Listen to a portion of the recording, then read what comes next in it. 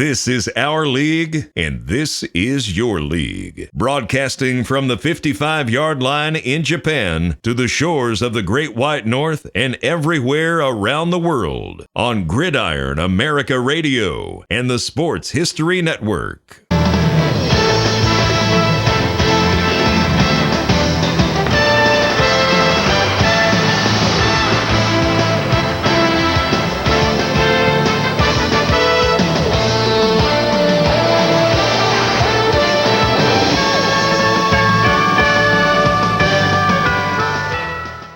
Hey, greetings, everybody, from the 55-yard line. It is Dave, Fran, and Greg, me, tonight, and we are sitting here. Dave, what's the weather like in Buffalo? It's we're in the mid 40s, mid to upper 40s.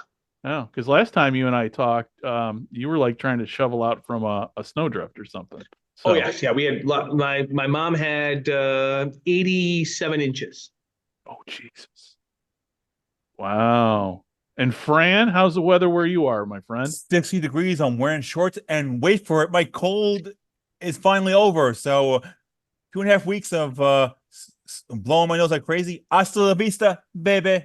Awesome. And where I'm at in Japan, it is cloudy and 40, and I'm sitting here in shorts, and I'm not complaining or bitching about the weather because I know back in Chicago, we got flooding along the river where I used to live, and so I'm just not complaining.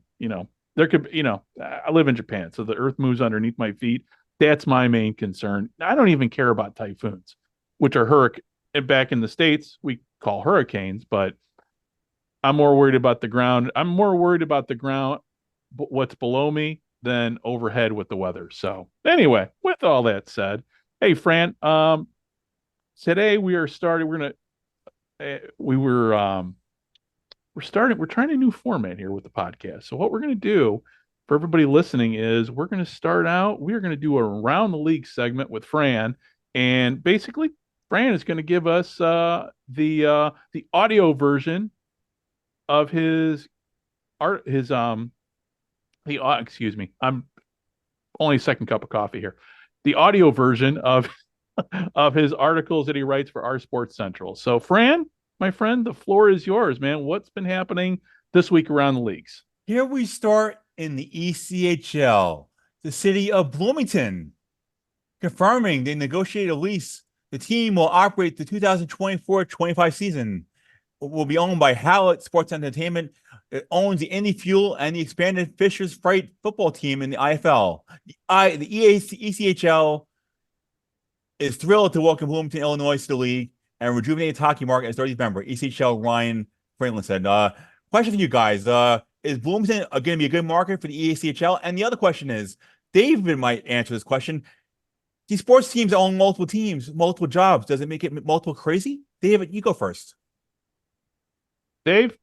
To be honest, it's all about resources. And obviously these teams aren't in the same town, so they're able to share software, share best practices, but it's taking that model of what they're doing in Indianapolis and doing that in Bloomington. In Bloomington. It's not the first team. They've had many, many, many teams in that market. They've had minor league hockey teams before. It's really going to be as if they feel as though if the Hallett Sports and Entertainment Group feels as though they can get enough sponsorship and ticket sales to support it, which I think they can. They have some they have a very successful background in minor league sports. And when it comes to the Bloomington area, I grew up not that far from the Bloomington area. Down there you've got Peoria, you've got Bloomington, you've got Springfield, and there's also a team in Peoria. Am I correct, Fran? Yeah, Peoria Rivermen, Southern Professional Hockey League. Okay, so you have a team. And remember those indoor football leagues, the Peoria Pirates, where they were good for a while, then they disappeared. So okay, so those teams in the Peoria is a Chicago market. Well, I consider the Illinois Chicago market, but yeah, no, it's not. It's not. Well, it's too far away. No, Peoria is this completely Peoria, Bloomington, Springfield. That's its own metro area in Central Illinois. It's too far of a drive to even be considered. Even though a lot of people from downstate Illinois want to say they kind of use Chicago as a reference point. Yeah, I'm from Chicago. Yeah, I'm from, and when they're really, down from Kankakee, which, yeah, kind of sort of, but not really. But down, thanks, Greg. Thanks for letting me know, because I thought I was just stereotyping, but that's what people are, mention when you think Peoria. I'm thinking Chicago, but at least I was in the ballpark. Yeah, no, I mean it's you got the Peoria Chiefs that play down there. I mean they're the Cubs minor league team, but no, Peoria, Springfield, that area, that's a whole separate market. But it's all spread out, and you get outside of Chicago, and if you cut Chicago out of the mix, the whole Chicago area, state of Illinois is only about 1 million and some people. So, but anyway, I digress. Continue. And we're going back to Major League Rugby, where David was shoveling snow for 20 years. We're going to talk about the Major League Rugby, which represents the highest level of competition in North America, is pleased to officially announce awarding an expansion team to Charlotte, North Carolina, that will join in the 2024 season. Rush job, maybe, but they need 12 teams. Anthem Rugby North Carolina will play its home matches at American Legion Memorial Stadium. This is the club as a result of innovative, comprehensive partnership between the league, World Rugby, and USA Rugby, which represents a significant investment in growth and development in U.S. Charlotte. Was selected because of the vibrant rugby culture that already exists in the community, as well as the existing infrastructure from USA Rugby. David, what do you think about rugby? Is Charlotte a rugby market? You've been in Carolina. What do you think? It's a very healthy rugby market. I wasn't there long, but I played when I was in North Carolina. I played for the rugby the Raleigh team for a little while when I was down there. So I think it's a good market. It's a good facility, and it's also the key, which I haven't heard anybody talk about yet, is Charlotte is a tremendous hub airport to get from anywhere. So Dave, you don't think necessarily this is a rush job and with only 2 months to sell tickets? You think there'll be still a decent enough fan base where when the game's on TV or online, it won't look awful? No, because what they'll do is they'll sell tickets on one side of the field. Cameras will only go to that one side. And if they're doing a good job marketing it to the youth rugby, to the club rugby, I mean, I think that's where New York failed, is they couldn't find a suitable venue that could get people out to it. Playing in New Jersey or Mount Vernon, it hurt it. It hurt it tremendously. And I think with the metropolitan size, the backing of the World Rugby and the team, and let's be honest, if you followed this, it's a labor of love. All these owners are losing money. They know they're losing money. They want to get involved because they feel a connection to it and want to do it. So the league is looking at it. A 12th team cuts a lot of different issues off. But I think they'll make it work well for them. So especially with the TV partners, I think it's FS1, Fox, maybe FS. The thing is, you're not in good shape when if your games end up on FS2, David.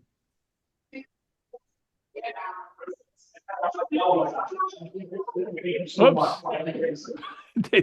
Dave just got pulled away for a second. Oh, I mean, Greg. Well, we'll add this, yeah. But I mean, Greg, is FS2 a viable TV network for games to get buried? You know what? My take on FS2, anything with filler. Yeah. Oh, here comes I Dave. get it. I get it. I don't mind. I'll let Dave answer the question. You got pulled away there, my friend. Yeah. Can you repeat the question? I'm sorry. Dave, the TV partners.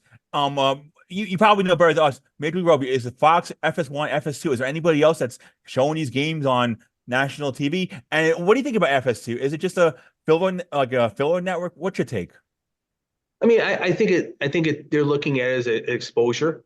If you're looking at, and I'm not sure if it's a pay to be on or if they're getting money or how that partnership actually works, but it's one of those things where, and we've talked about this with minor league sports, is you need eyes on your game. You need to sell advertising for it. I think in the United States, it's been very hard. I think we've seen rugby on Peacock. We've seen rugby now on Fox. And for many years, it was on third level providers. Like, I'm not sure if you guys are familiar with Setanta. It was a European company that they had the streaming rights. You paid I used to get that to watch international rugby. So I think it really comes down to it is more eyes on it. They're testing to see how this is going to go. And still every game, every Major League Rugby game is free on the Rugby Network app. So I have that on my phone. I watch it on my computer, and I can watch every single game free. So to be honest, I'm probably the worst person to ask about watching on FS1, or because I don't have to. And that's I the don't thing. have it, and I don't need it. Well, and But that's kind of the trend that we're seeing is people are ditching their cable, except France. France apparently still. Well, I have no life. I'm single and have no life. You guys are married.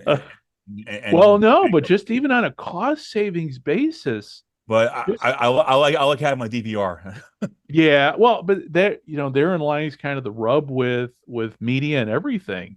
The DVR, I mean, I can see within 5 years the DVR kind of going the way of the 8-track and everything, because everything will be on demand and much, like with, for example, in Japan, we have the X League that has a streaming deal with the service here, which is great. They do a great job, and you can watch all the games after they're done, on there. But the lower leagues are all on YouTube, and same thing there. And this is just my take, and I could be wrong, but I think everything's going to consolidate to YouTube within 5 years. That makes sense. That's just my take based on where we're at. Dave? Just jumping on that, I give you a perfect example that's already happening, Greg. I listen to all my, you guys can call me old. I listen to all my podcasts, the listening version on Google Podcast. Like I listen through Google, called Google Podcast. Which is going away, by the way. Yeah, and this is my point. As of April 4th, it's no longer existing. And they send you a link that you can, whoever thought of this, genius. And I don't know how it all worked out. They send you a link that you click, and it will transfer all your subscribed podcasts onto YouTube Music. Okay. Which, as a person here who's kind of in charge of pushing the podcast out, I gotta figure out. They sent me a link saying, as a podcast owner, saying, okay, in order to get from here to there. So that's kind of the thing I got to start working on, because not that a whole lot of people listen to us on Google Podcasts anyway, but yeah, that's everything. Like you said, man, perfect example. Everything, but you got the Googles and you got your Amazon. It's the big companies. Even with Spotify, I can see Spotify being bought out by Amazon at some point.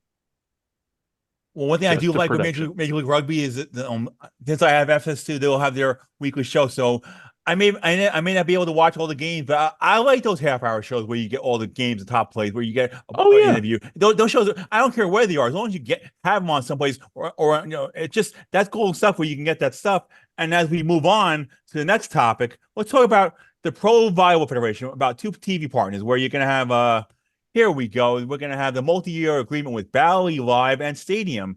And the unique agreement will allow us to broaden the exposure of Pro Volleyball Federation and its team, said Dave Winham. And Bally Live will broadcast the majority of live matches free on the Bally app, and with a minimum of 40 matches on the Slate platform. Stadium will broadcast, which I love, and I'm going to watch every week, Match of the Week live across its app, and 20 matches across the year. These matches will also simulcast on Bally Live. Sweet. And for those who are listening, hopefully Fran's going to be giving us a live report next week while he's going to see some volleyball, correct? And speaking of volleyball, our Dave, who had some free time, watched the first ever PBF game. And Dave, break it down. I thought it was exciting. I'll be honest. I wasn't sure what to expect, to be honest. I'm not into. I'm probably like the majority of people. Every 4 years, I love the Olympics. I watch volleyball, men's and women's. It's awesome. And like I said, I don't really check in too much, and I know there's professional leagues in Europe, and it's a huge sport over there. It is, but it's not as accessible for us here. but I was very impressed on the level of play, and the crowd was tremendous. The broadcasters were very knowledgeable. It was a crystal clear production. Like it was seamless. I mean, they definitely spent quite a bit of money to make sure that was a spotless feed. I mean, I had no issues on my end. So I was impressed.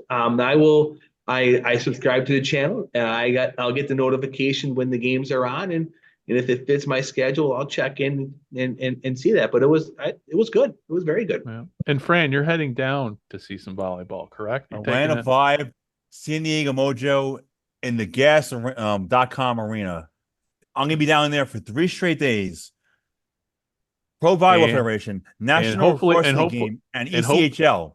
And hopefully you will be giving us, if not a live call-in report, doing a remote tape, doing a story and sending it back to us so we can include in the next show. And maybe an interview with, hopefully Carrie Walsh Jennings will be there, because she is the co-owner of San Diego, and she might be the biggest woman athlete besides after Billie Jean King that I ever interviewed for our Sports Central. Wow. We'll see what happens. Okay. But as we move on with the United Soccer League Championship, the Las Vegas Lights welcome decorated Major League Baseball star Jose Bautista as a principal owner. As primary investor, Bautista will assume the role of governor chairman for the 2024 USL Championship season. Las Vegas is the place to be and emerge to be the professional sports town. I will do everything I can to push the club forward, says Jose Bautista. As a soccer and professional athlete, I am excited to be both involved with the real world game. Since my retirement from professional baseball, I have witnessed the professional growth in soccer and the United States, and I look forward to sharing my love in the community. And David, Jose Bautista's stats in baseball, career stats. Wow, he's had 1,496 hits, 344 home runs, 247 base by average, but still enough to be able to retire. 1,022 runs, 975 RBIs, 70 stolen bases, and a slugging percentage of 475. What do you think about this? The Las Vegas Lights, David Bautista, baseball players investing in soccer. Does it work? Will it work? And will they get fans in stands? I'm disappointed. I'm not working for the USL team anymore because I get some autographs at the league meetings. I mean, he's got money, and this is what you want. You want owners that have money. Hopefully, I mean, they won this past season. They won 3 games out of 34. So he's got his work cut out. I mean, they have not since 2018 when they were formed. They've never made the playoffs. So he's got his work cut out. I mean, hopefully he put together a good player budget for them to be able to go out and sign some people. But it's all about, I mean, minor league sports, and we all know you invest to lose with the hope of winning.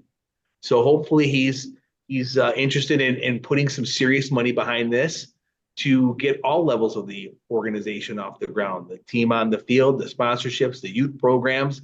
I hope he buys in. I saw the press conference. He looked excited. Now, hopefully he has a good leadership team, because Jose Bautista is not gonna he's offering a check. Hopefully he gets the right people in to then also give a good foundation to the organization. Well, a fun thing about Cashman Field, I don't think we have bad amnesia, but guess what? There was a team that played there that looked awful to watch on TV, and those are the XFL Vegas Vipers. What's your take on the Vegas Vipers that played in Vegas there, Dave and Greg? Okay, so my take on Cashman Field is, and this was last year, and this is with just XFL and the whole piss poor planning, and the rinky-dink county fair field. That's what it looked like at Cashman Field. With that said, what are there other options to play in Vegas? A high school stadium. Remember that? Yeah, Bishop Ford? I mean, I don't know enough about Vegas to pontificate as to what they got out there. But you can't sell beer at high school stadiums, so that would have been a big no. Yeah, but do people really go? I mean, let's break it down here. going to watch a soccer game in Vegas in the summer, I think people are more apt to buy water and hydration than a beer. So I don't think alcohol sales kind of fact. I mean, obviously, maybe that's I don't why Cashman Field when there's a soccer. I mean, do alcohol, Dave, educate. They are going to play 2 games at the Las Vegas ballpark, which is home of the Aviators baseball team. Oh yeah, that's right. I So forgot about it. there is option. I'll tell you something. The good crowd. I mean, my experience with professional soccer is we started off in a they called it all purpose, but it was the baseball stadium, and it's doable. The field takes a little hit on the dimensions, but I think if they put those 2 games at the ballpark and they can work out a successful operation agreement with the Aviators, I think playing at the Las Vegas ballpark was a better situation than Cashman. But without that, yes, you're playing at a high school field or something too big. But I think looking ahead, I think Cashman's going to work for them for now because it's 6,000 seats. If they get 1,500, it'll be more than any Vipers game last year. So I think it'll work. I think it could work, but it's one of those things where you have to give a reason to people to come out. Yeah, I mean, when it comes to my, soccer, good, I mean, you play where what's available, but yeah, where the Aviators play, that makes, again, I don't know much about Vegas, but I just know what I saw last year with the XFL, so I guess I'm kind of a bad person to comment on in terms of. And the USL plays March to November, so you're gonna play at night. Right. You're not gonna play during the day. So and the thing too is I remember too with the Vipers schedule was dictated on when they're gonna play on ABC or Bravo or wherever the XFL broadcast partner dictated. The home shopping network or whatever. Yeah, so, I mean, last year it was all over the board. Yeah, so all USL teams, you work with the league and you make your schedule that way. So they're going to have 3-4 weekday games, but they're going to be able to space out their home games on Fridays and Saturdays or Sundays, and they'll be able to orchestrate the time that they want to play. Fran, as we move on to soccer, where me and Greg mentioned this last week, but we'll mention again since David can chime in on these multi-millionaire rich women. The Chicago Red Stars have signed Mallory Swanson to a historic long-term contract, making it the most lucrative in the history of National Women's Soccer League, around $2 million, but I can't count that high. Here we go. Seeing the forward sign the Red Stars through 2028. Let's hope she stays healthy. Swanson joined the Red Stars in 2021, and Sky Blue FC, which is now NY Gotham FC. Since then, the Colorado native has led the team in goals, 18 assists, 10, and made 51 appearances and 47 starts across the Red Stars. What's your take on this historic money-making signing for the NWSL? My take on it was I was surprised when I heard it on Chicago News when I was watching. First of all, because they never talk about women's soccer in the news in Chicago. So it was a huge deal there. Looks like from what I'm seeing, they're getting decent crowds at the stadium there in Bridgeview where they play because they're I think they're the lone tenant there at the Bridgeview Soccer Stadium, which was originally built for the Chicago Fire, who have since moved to Soldier Field. So that was good to see.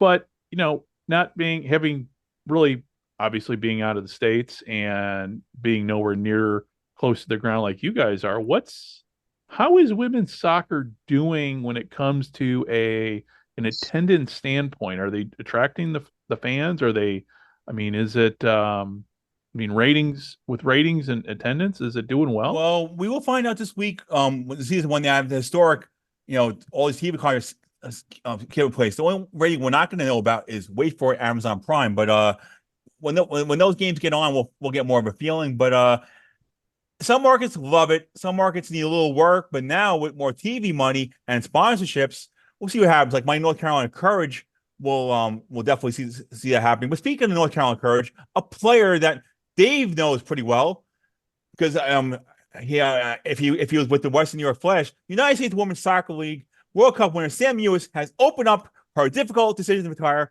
from the game and age 31, saying she's hoping to move on from repetitive knee injury that hampered her career in recent years. The decision to step away was really difficult and clearly took me a really long time to accept, but I overall think I am prioritizing my health as a person and became really important to me, Mewis said. After 2.5 years of just rehab my knee every day, it became clear to me my knee couldn't handle the impact of soccer injuries. I have cartilage injury in my knee for 7 years now. I actually feel like fortunate that I was able to play in the field. Dave, I know her with North Carolina Courage. She played the Western New York Flash, but that shows the passion to try to play even though you're so banged up. When do you get to a point where you give up and you want to walk? When your body just breaks down enough where you can't. Like, I can appreciate that. She's a great player. I remember her when she played for the Flash. She played right at the stadium I worked at. She was awesome, fan favorite, worked hard. We're going back to the 2015 and 16. That's how long ago it was. And she was a hard worker, and it's hard. Remember too, it's like she's 31, but probably 28, probably as long as she ever can remember, she played soccer. And it's hard. It's hard to walk away. Example of myself, and I played club level, nothing more. So it was always money I had to pay out of my pocket to do it. But I played rugby for 20 plus years. I did it, and you know what? I walked away when my oldest child was born because I couldn't have the commitment. But if I didn't, I'd still be playing now. But it's one of those things where your body, a lot of people want to play at a certain level. And you see this with professional sports a lot. You want to play at a certain level. And when you can't play at that certain level, you walk away. And like you see, like one of the best examples is you're seeing that him getting embraced by Detroit again, Barry Sanders. He either lost love of the game, but it's like he played, and then you know what? I'm done. I'm going to walk away. But unlike Barry Sanders, she actually won. When Dave had with the Western New York Flash, 2016 with North Carolina Courage, 2018, 2019, and NWSL Shield, 2017, 2018, 2019. So she may have been hurt, but she came out a winner. Yes, but I think you have to look at sports as. I honestly, we always end up going back to who's got the most rings, but only one team gets a ring, and it's not like Barry Sanders didn't want a ring. You can look back at his career, and during the time he played, you could arguably say he was the best pure running back, period. But I would never lower his level because he didn't win Super Bowls like Emmitt Smith did. I think Emmitt Smith had an amazing offensive line. Emmitt Smith had an amazing offense to work with. Every team Barry Sanders played for was Barry Sanders centered. Who was Barry Sanders' quarterback? Scott Mitchell? Who was throwing the ball with when you had I look at the same thing with Thurman Thomas. Yeah, they lost 4 Super Bowls, but he had Jim Kelly, Andre Reed. The Cowboys had Aikman and Irvin and Emmitt Smith. Name another name, in no disrespect to Rodney Peete or anybody else who played with the Lions at the same time Barry Sanders did, but name the other offensive weapons that Barry Sanders had around him besides him. Well, let's look at these. Look at these guys. I have the list in front of me.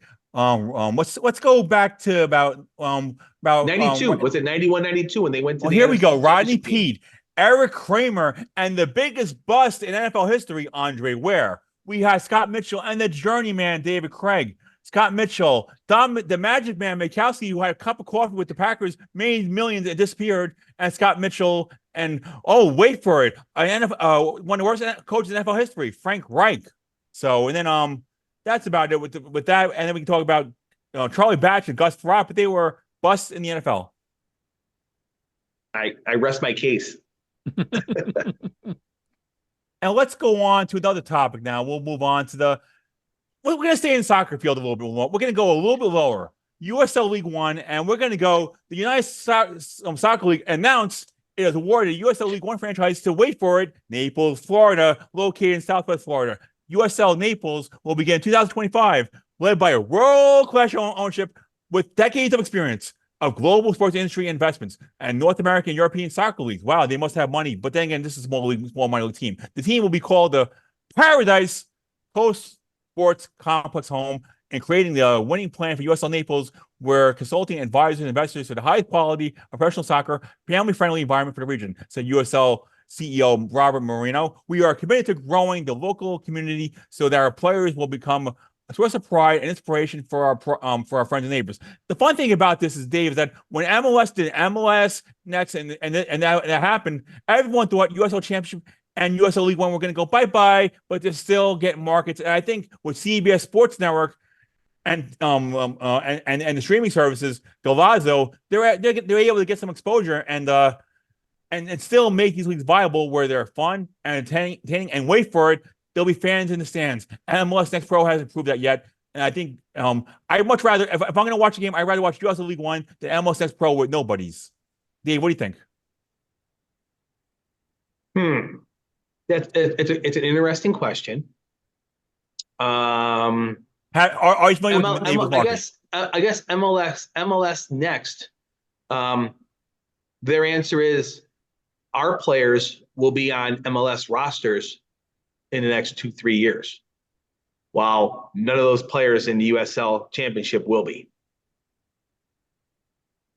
But interesting on that whole Naples thing, and this is the interesting part of professional soccer in the United States that we have to remember. Like Naples, it's one of those things where, in Fran, you saw this in North Carolina with the North Carolina FC. They used to be in championship, and they dropped the level. COVID. It's cheaper. And plus, what they want to do is, based on what I heard behind the scenes from my inside sources, they wanted to put all the money into Courage, but they realized, guess what happened? I write for Arts Central, and I don't want to waste my time covering USL League One soccer. I'd rather have other things to do. But now they're in USL Championship. If I have time, I'm going to go cover the games. More fun. They got to get fans in the stands. They weren't getting in USL League One, but guess what? A higher league quality product is going to bring more people to get in the stands, make more money, and wait for it, more sponsors. Well, and you have the whole thing with it's the youth program. All these tier 1 and tier 2 and tier 3 soccer teams, they're there because of the youth program. That's the funnel. So what they're doing is, in the American system of youth soccer, it's pay to play. So now all these like Castle, and you're familiar with Castle, it's the Carolina area soccer league. All these large youth programs want to have a top tier professional team, and they go tier 1 because it costs less money, all local travel, and then you build that pyramid where you get that kid at 8 years old paying $3,000 a year. He's going to pay right through 18, and you're going to dangle, look, you can play in front of the big and the big field, playing against, being in when I was in Raleigh, you can go, ooh, you're going to play against the Greensboro team because that's a regional matchup for you. So these teams are fine, but it's all tier. This Naples thing, the Naples team is going to have that tier 2 soccer team. They're going to have an indoor team. They're going to have a women's team. So it's not even so much about having this one team. It adds to their portfolio for them to encompass that whole area. So they're getting all these people, and now we have another way to generate some extra revenue. And Fran, back to you. We're gonna go one more hot topic. How about this? We're gonna go with McLeod Bethel Thompson, who wait for it. He left the CFL to be home closer to his family and play in the USFL and front of that hub where not that many people were there. But wait for it. He's back in the CFL with Edmonton Elks. He's gonna play. He's gonna start. Will they get better? Greg, we'll put this on you. You're a CFL expert. Will he have a good season? Will the Elks win more games? Will he stay healthy? Will he get benched? They can't get any worse. That's all I'm saying. How many games did they win last year, Greg? You know that. God, I'd have to. I'll look right now. 4? They won 4 games. So they can't, but here's the problem with Edmonton. Okay, they have the biggest stadium in Canada that they can't even fill the lower bowl. So there's a lot there's a lot of work to be done in Edmonton. And bringing in the law firm McLeod Bethel Thompson, it's not a bad way to start, trying to right the ship. And I know our friends at the Turf District podcast got a lot more to say on this, than more educated than what I am, because I'm a BC Lions fan and I haven't really paid too much attention to the Elks.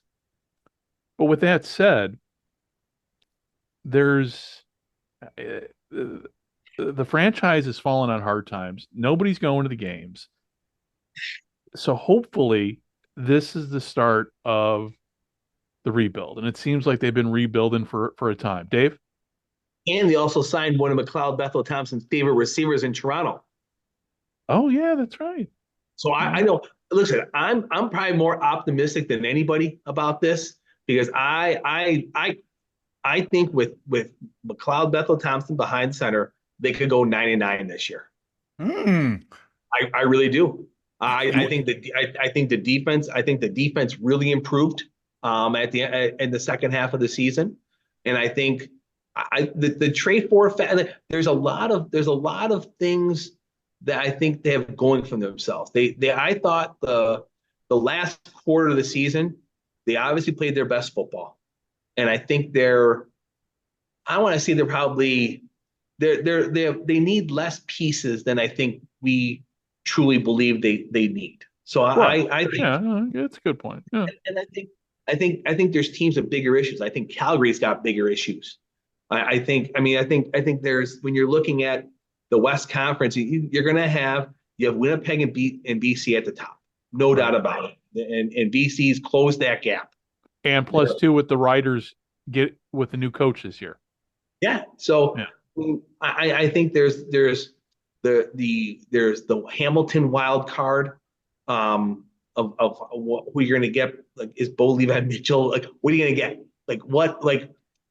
What's gonna happen with that situation? And I don't mean to talk a whole lot about it, but I thought it was a great signing. He wouldn't have signed Fran if they didn't say, look, we want you to come in and at least have a shot at being a starter, period. Like, look at the backups. You have Jared Dodge, Trey Ford, Steve Montez.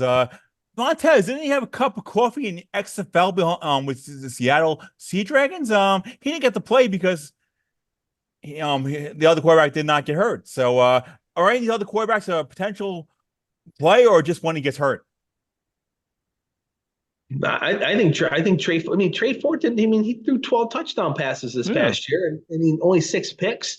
But he's a different quarterback style than Bethel Thompson. Like, it's just a different style, and it's what direction they want to go. Like they need to create an identity for themselves. Like last year, the last half of the season was just about getting wins, like competing, getting some wins, getting into it, and getting into the scene, because it started off so poorly. But we'll see. There's a lot still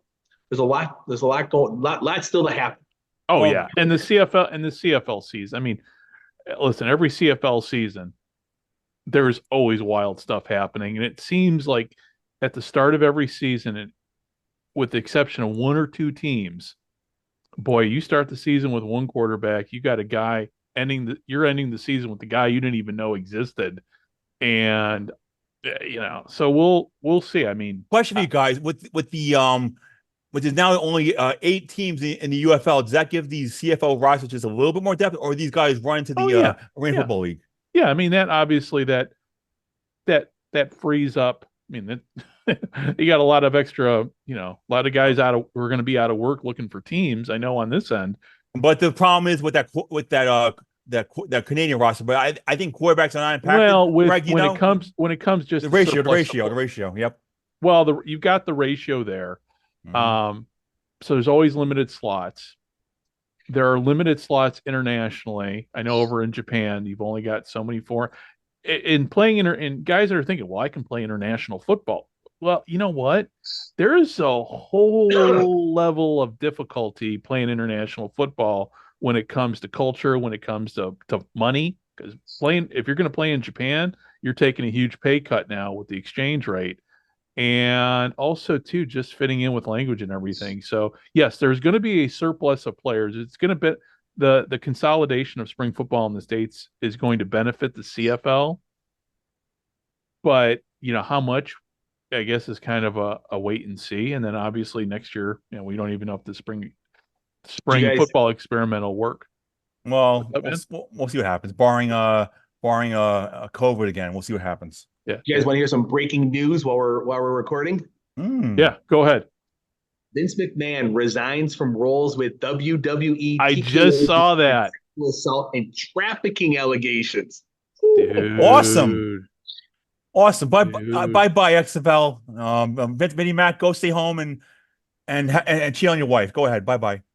Well, did he give up? He gave up control of the company, though, didn't he? He did. Now Triple H is winning. Triple H is doing the celebration. He gets to run the show, do whatever he wants, and now we'll see if he makes it to relevance on. But I don't watch WWE. I'm an AEW disciple, but maybe I'll check out the Royal Rumble this Saturday to see if something pops up and catches my attention. Well, the thing with Vince McMahon, this is, to me, it don't come as a shock. Yeah. Doesn't come as a shock. So, but speaking of the next football league, we're going to go to this. Might be one that David might be able to break down, because I never heard of this nonsense. But the Arena Football League announced a groundbreaking partnership with American Sevens Football League, A7FL, to develop a generation of football stars and increase the overall depth and talent across leagues. The AFL is known for 8-on-8 indoor football, and AZFL operates on 7-7 format with no helmets. Wow, no pads. And a tackle football league that can be concussions will enable athletes to seamlessly transition between the leagues. For example, if AFL teams need more depth at quarterbacks to bolster their rosters, they'll be able to bring talented players from these A7FLs to add reinforcements. The unprecedented partnership enables us to leverage our collective resources to deliver a premium product on the field while creating a new competitive model for pro football landscape. AFL Commissioner Lee Hyden. This is the first AFL news I've heard in decades. Through collaboration, we'll be positioned to discover new talent, mold rising stars into superstars, and help more players unlock their full potential. The question is, what's this about? And these players, are they really reaching for these players? Come on. Isn't Arena football supposed to be the messiah, the favorite high school sweetheart? Come back? What's going on, guys? I think it sounds like pie in the sky. I can't see. It's all nonsense. Yeah, it's all nonsense. It sounds great on paper, but when the rubber hits the road, I don't. There's just so much uncertainty with the question is, Greg. We don't even know where these markets are and these players. Are they going to pay the travel? Are they going to send them on a bus 20 hours? Right. Come on. Are they going to do a? Come on. It's all hooey. But I had to talk about this. Go ahead. Oh, no, I'm glad you brought it up as we wrap everything up here, because I figured we'd wrap it up on a foot. Dave? So that AZFL, that's outdoor. That's not indoor. You guys, okay. I'm sorry. You guys should check some of those out. Those Oh, the A7? Yeah, A7. Yeah. Yeah, though there's some interesting videos, because some of those outdoor 8-on-8, 7-on-7 have some really nice. You want to see people get hit. Holy cow! With no pads, it might be flag football, and you're getting hit. You're getting hit. Let me ask you this: how does it differ from rugby in terms of just with tackling and everything? Rugby's more controlled. You can't tackle like the wildness. You have to wrap. Okay. Like the whole thing with rugby is if you don't wrap, if you like throw a shoulder or something, you're getting penalized, or you're getting thrown out. You have to attempt to wrap. Got it. You can't spear and like you're taught in football now, just throw your body. You can't do that. That's you're automatically, it's called the sin bin. You're gonna get a 10-minute penalty, and if it's severe enough, they'll just red card you right there, and you're gone. Wow. And Greg, one more thing for David, since one quick baseball topic. The Cape Cod League. This might be in David's neck of where he goes fishing. John Castleberry has been officially named the commissioner of the Cape Cod League. Castleberry is the fourth commissioner in the Cape Cod League, succeeding Eric Zmuda, who served as commissioner through 2019-2023. I'm excited about this opportunity to work alongside 10 franchises. Wow, I didn't know that. To maintain a strong on-field product to further develop the Cape Cod League's reputation as the best collegiate summer league. That's good as we build towards a strong future. The Cape Cod League is where I got my start in baseball entry and remain a passion through my life. Taking on a role of commissioner is an honor. Dave, what do you think? These college baseball leagues are fantastic. Yes, they are. The Appalachia League. I went to a Burlington Soft Puppets game and I loved it. Yeah. Well, no, I think what there was and this is almost a whole different topic, but it's all coordinated into it. Major League Baseball took a lot of heat when they restructured minor league baseball. And what they did was they got out the non-money making teams. Yep. Burlington was one of them. Yep. All those teams that got eliminated were losing money. Now, if you look, all those cities have rebranded themselves, worked with college, wouldn't bat, or there's like 6 or 7 of these college leagues. How they in my neck of the woods, the Holly Springs Salamanders. That's another. I mean, the college kids. Let's say so they get to play, keep eligibility, and develop some talent. And some of those guys they get to play and have fun and harden their skills to enhance their chances to wait for it, get drafted in Major League Baseball. Go ahead, Greg.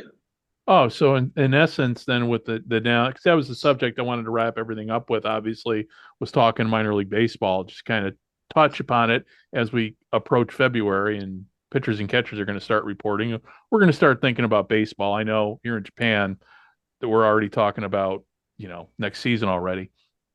But when it comes to the minor league, so when Major League Baseball basically gutted minor league baseball, took away the American Association, took away the Pacific Coast League, restructured everything.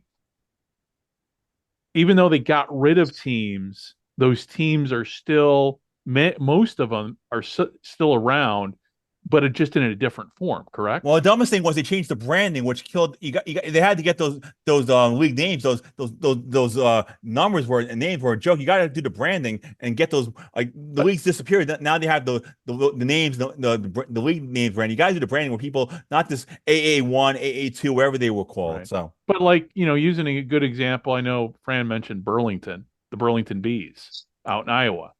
So a lot of those, because that was the Midwest. Is the Midwest League still around, or did they even brand that? Okay. It's still in there, yep. Okay, so, but those cities that lost their teams, many of them became college teams. Staten Island Yankees, now there's Staten Island Ferry Hawks in the Atlantic League. So they got so pissed off because they got really annoyed. The Brooklyn Cyclones, guess what? Wait for it. They were in the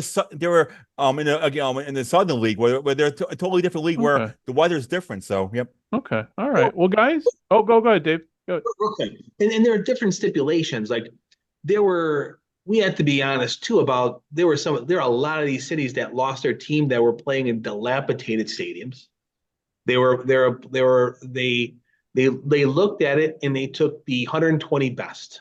Okay. And 40 or 50 didn't make it, but I would argue that the reincarnation of all these teams through college, either the Wooden Bat League or whatever other league that they've come into, has made them more successful than what they were when they lost their team. Well, David, one team that in your neck of the woods that benefited the most from COVID was, wait for it, the Buffalo Bisons, where the Toronto Blue Jays went in there and they had to make things much nicer. So the Buffalo Bisons got better facilities, better things, and they ended up getting better because of COVID, because of the Blue Jays had to play there. Did I help him? Oh yeah, that was my first job in professional sports, and I bought a bunch of those ticket packages. I saw the Blue Jays play the Red Sox. It was awesome. It was it was great. It was, everyone knew it was only for a limited time, but the Blue Jays spent millions. They redid the whole clubhouse. They did so much, but they're also the partner. They're the Bisons are the AAA team to the Blue Jays. So it was a natural because they're already bringing their players through that city. And so, Dave, how far is Buffalo from Toronto? How drive mileage? You've been up there. It's 2 hours at the most, maybe with traffic. It's about 3 hours from here in Rochester, but you're at 2 hours. All you do is pop over the Peace Bridge and just roll the QEW right around Lake Ontario. So it's like going. An easy ride. So it's like going to Wisconsin. Yeah. It's funny. It's funny. One of the things that it's easier. Now, granted, COVID has changed a lot of things. It's easier to cross the border, go through Canada to go to Detroit than it is to go around through Cleveland. It's faster. Yeah. Oh yeah. No, I've done that. I've done both drives. So no, I agree with you. Well, gents, hey, on that note, I think we can wrap it up here for this portion of the show. And Fran, thank you very much. And next week you are going to be heading out of town. So hopefully we're going to have you on, but if not, we're going to have you either do a remote. Well, you know what? You have a phone. So I'm confident you're going to be able to do a live show with us. I'll figure out because guess what? If you do it with me, I'll give you stadium ambiance. We'll find out if the Georgia Swarm have fan attendance. We'll find out. Okay. And if not, then I have an iPhone, and you guys may get to see my pretty face on it for the first time. All no, right. Well, we just do audio. Technology has made everybody, that if you guys remember the old Saturday Night Live skit when what was it? Al Franken did the live view and he had the satellite dish on his head. It was a whole skit and everything. But we all have that. Basically, every one of us has a news camera in our pocket. So it's things are just so much easier nowadays. And the reason why I say this is because I'm stuck over here in Japan, and I'm talking to you in North Carolina. I'm talking to Dave up there in upstate New York, and it sounds and feels like you guys are just right around the corner. So no, I kind of gush on technology a lot. Three BFFs having the most in-depth, honest conversation, and we don't care if we offend anybody. Yep. Yeah, that's true. So for everybody listening, hey, thank you very much for listening up to this point. And hey, stay tuned for the next portion after the upcoming nostalgic beer commercial that I'm going to jam in here before the next part of the show, which is a sit down with the folks at Pro Football Newsroom and the UFL podcast, my good friend Zach Kyleman, and hopefully more will join us from his team to talk about the upcoming season. And the reason why we're doing this separately is because when I conduct this interview, everybody in America is going to be sleeping, including Dave and Fran. So with that said, everybody, please stay tuned for the next part of the show. And thank you for listening up to this part. And I will see you on the flip side of whatever funny beer commercial from way back when I decide to edit in. So everybody, thank you very much. And we'll all talk to you next week. Bye-bye. Men of the square table, there is something that's always bothered me. Fans who leave the game before it's over just to beat the traffic. Yeah, but what if you're down by 30 points? Hello, Houston Buffalo 1993? What if you think you left the oven on? Why would the oven be on? Say you were baking a pie. You know, like for a tailgate party or something. Double man law. No leaving early, no baking on game day. Double man law. For great taste, there's no debate. Miller Lite. Hey, everybody. Welcome back to From the 55-Yard Line. If you've hung around for part 2 of the podcast, you will know, and you listen to part 1, you know that I am now, it's a day or later, and I'm now sitting down with my buddy, Zach Kyleman from the UFL podcast, and also the former host, and him and I both originated the Gridiron Japan podcast. Mm-hmm. And how I first got to know Zach was when he did his Gridiron Gallery podcast, and that was during the pandemic, right, man? Yeah. Yeah, for pretty much. I mean, that's when you and I really got to meet up, was about that time. And I mean, Gridiron Japan kind of came as a product of us meeting and getting through post-pandemic, essentially. Yeah. And it was just one of those things that we just like, hey, that'd be kind of cool to do. Nobody's doing it. Next thing, and here we are into year 3. We had you guys on. We had you on. God, I forget how many episodes ago. So I know when John was listening, he goes, "It's good to hear Zach again." It was really good to hear him again. It was great to be back on, by the way. Just it's nice. I still try and do my best to keep tabs with the league through you guys and anyone covering on X, Twitter, whatever you call it. So I mean, it's a great league still. I'm glad the show's going stronger than ever, by the way. That makes me really happy.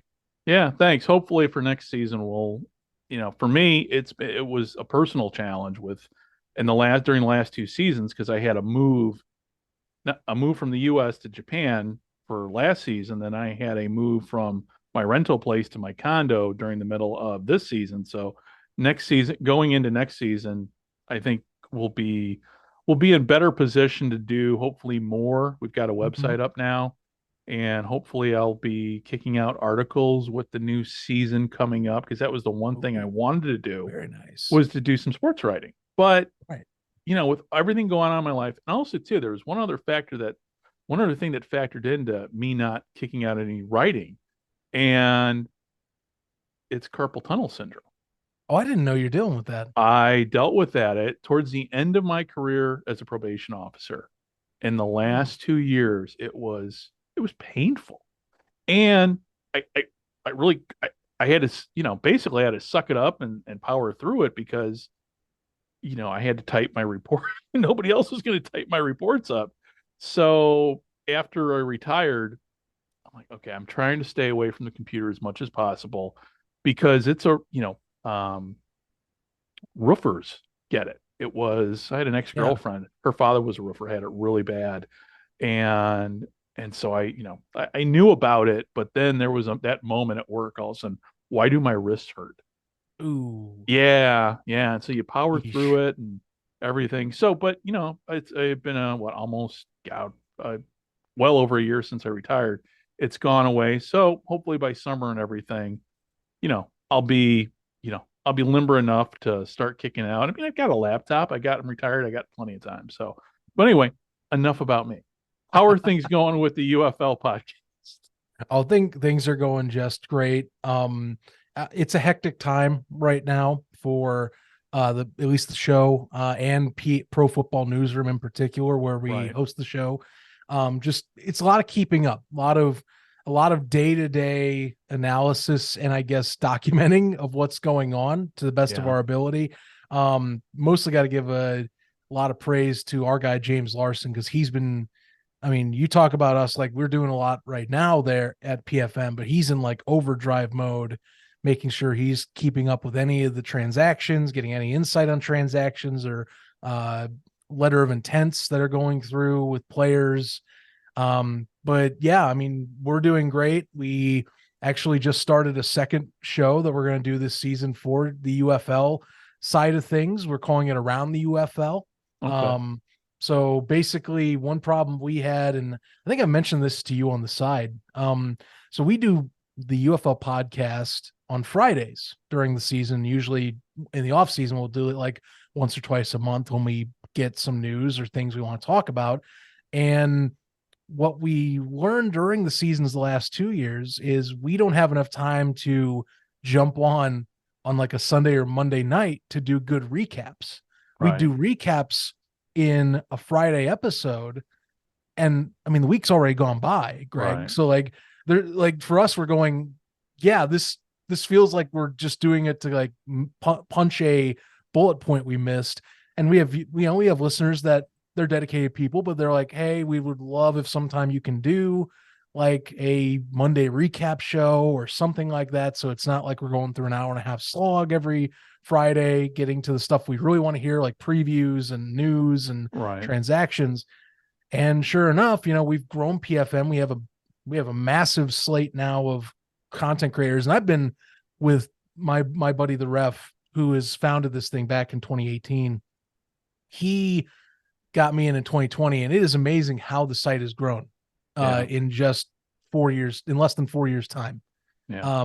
We have easily 10 to, and I think it's between 10 to 15 content like creators or writers on our roster right now that we can all use at our disposal, that are all excellent people and different things they do.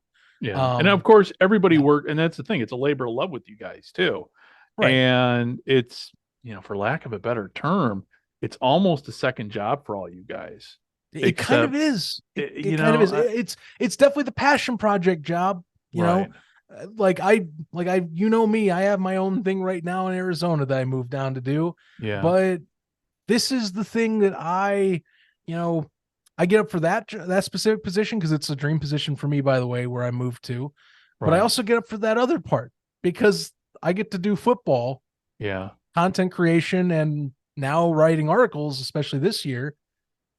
It's absolutely a second job. Not on to me, not on paper, but mentally it absolutely is. But in a good way. And you guys are on the leading edge too, because content creation by you, me, everybody who does a podcast, everybody does a video cast. That's what's driving things now. That's what people watch. I mean, if you're not on YouTube, which we're not at Sports History now. I mean, we are on the Sports History Network, but it's just the audio portion of it. But if you're not on YouTube, then if people aren't watching on YouTube, they're not seeing you. I mean, podcasts are great for when you're on the go, which obviously when we first started this, I mean, you had just started doing. I remember back in 2020, you just started doing the video, and just to see how things have like progressed with very much you guys, all the other guys covering the XFL, the USFL, and just to see all that. And as an older guy, I just kind of sit back and I go, you know what? I remember reading a book one time that predicted where we were going, and here we are. Well, talk about it nailing on the head. I mean, look, I think it's just also the interest in the sport outside the NFL has grown too.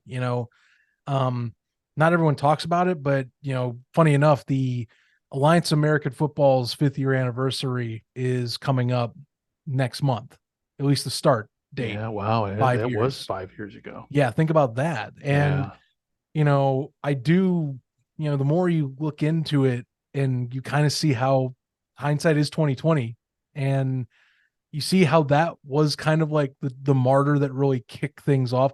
I know that some will say that XFL 2020 is like the one that really like catapults it, but like the AAF was like really well respected and got people hyped up for the XFL the next year in its own category. And it kind of kicked off this current, I think I call it the golden era of football right now that we're in, like 2019. Yeah, I agree.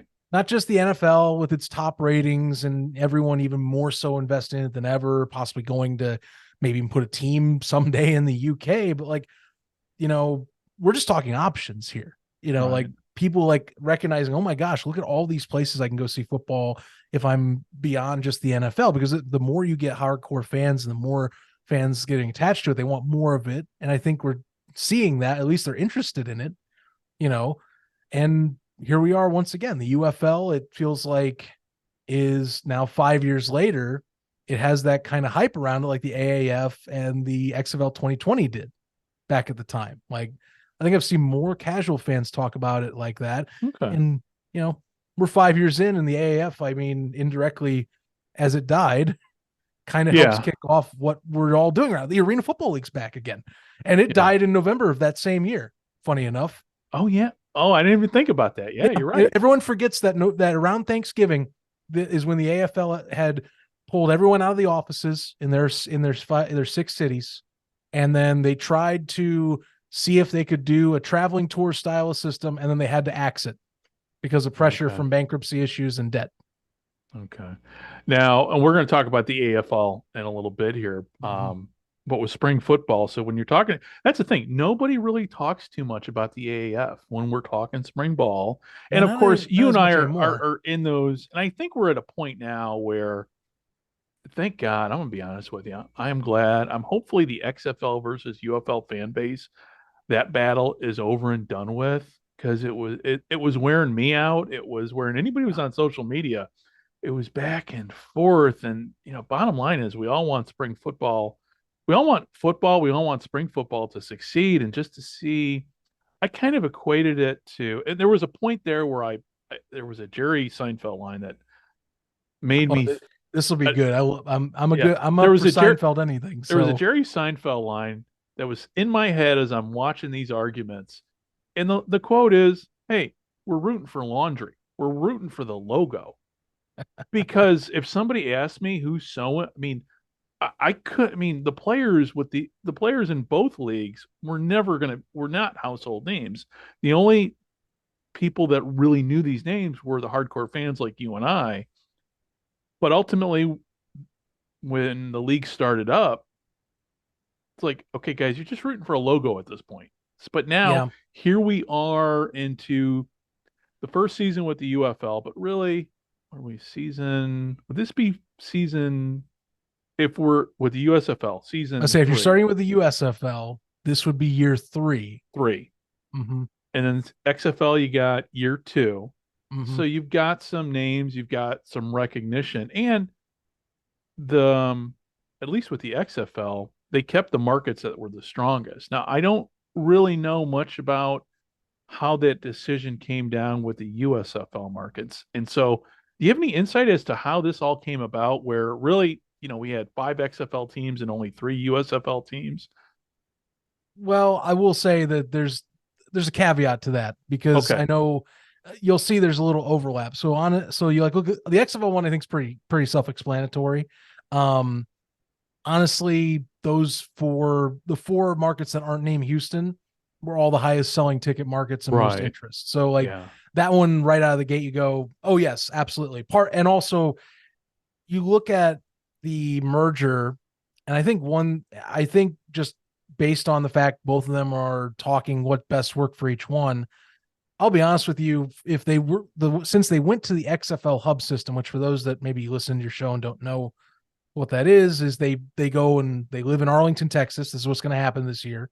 They're all going to have the players and coaches personnel. They're all going to live in Texas, and they're going to practice in Texas. They're going to get ready for the weeks in Texas, and then they're going to fly out or drive out to their home stadiums for every week is the plan.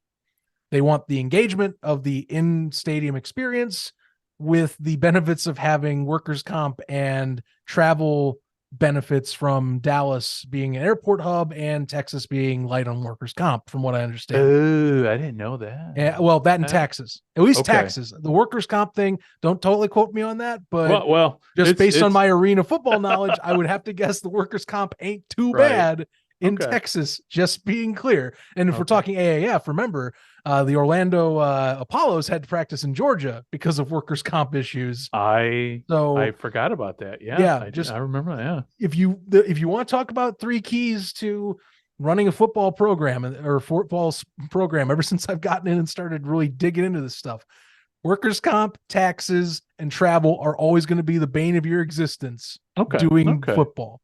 So they wanted to do a travel hub, and they also apparently the XFL owns in some sort of way owns a chunk of Choctaw Stadium to where they can run the operations out of Choctaw Stadium, whereas the USFL was renting their properties. So basically they kept the 4 best markets, and if you want to count the Houston one, the 5 best markets in that way from the XFL side that were not travel crazy and were in a centralized area. That gets me to my one question, and nobody that I know of that I've seen on social media has answered this question for me. Okay, so they kept, and I was a Roughnecks fan, so I'm happy with the Roughnecks stand. But here's my question. You also had the Houston Gamblers.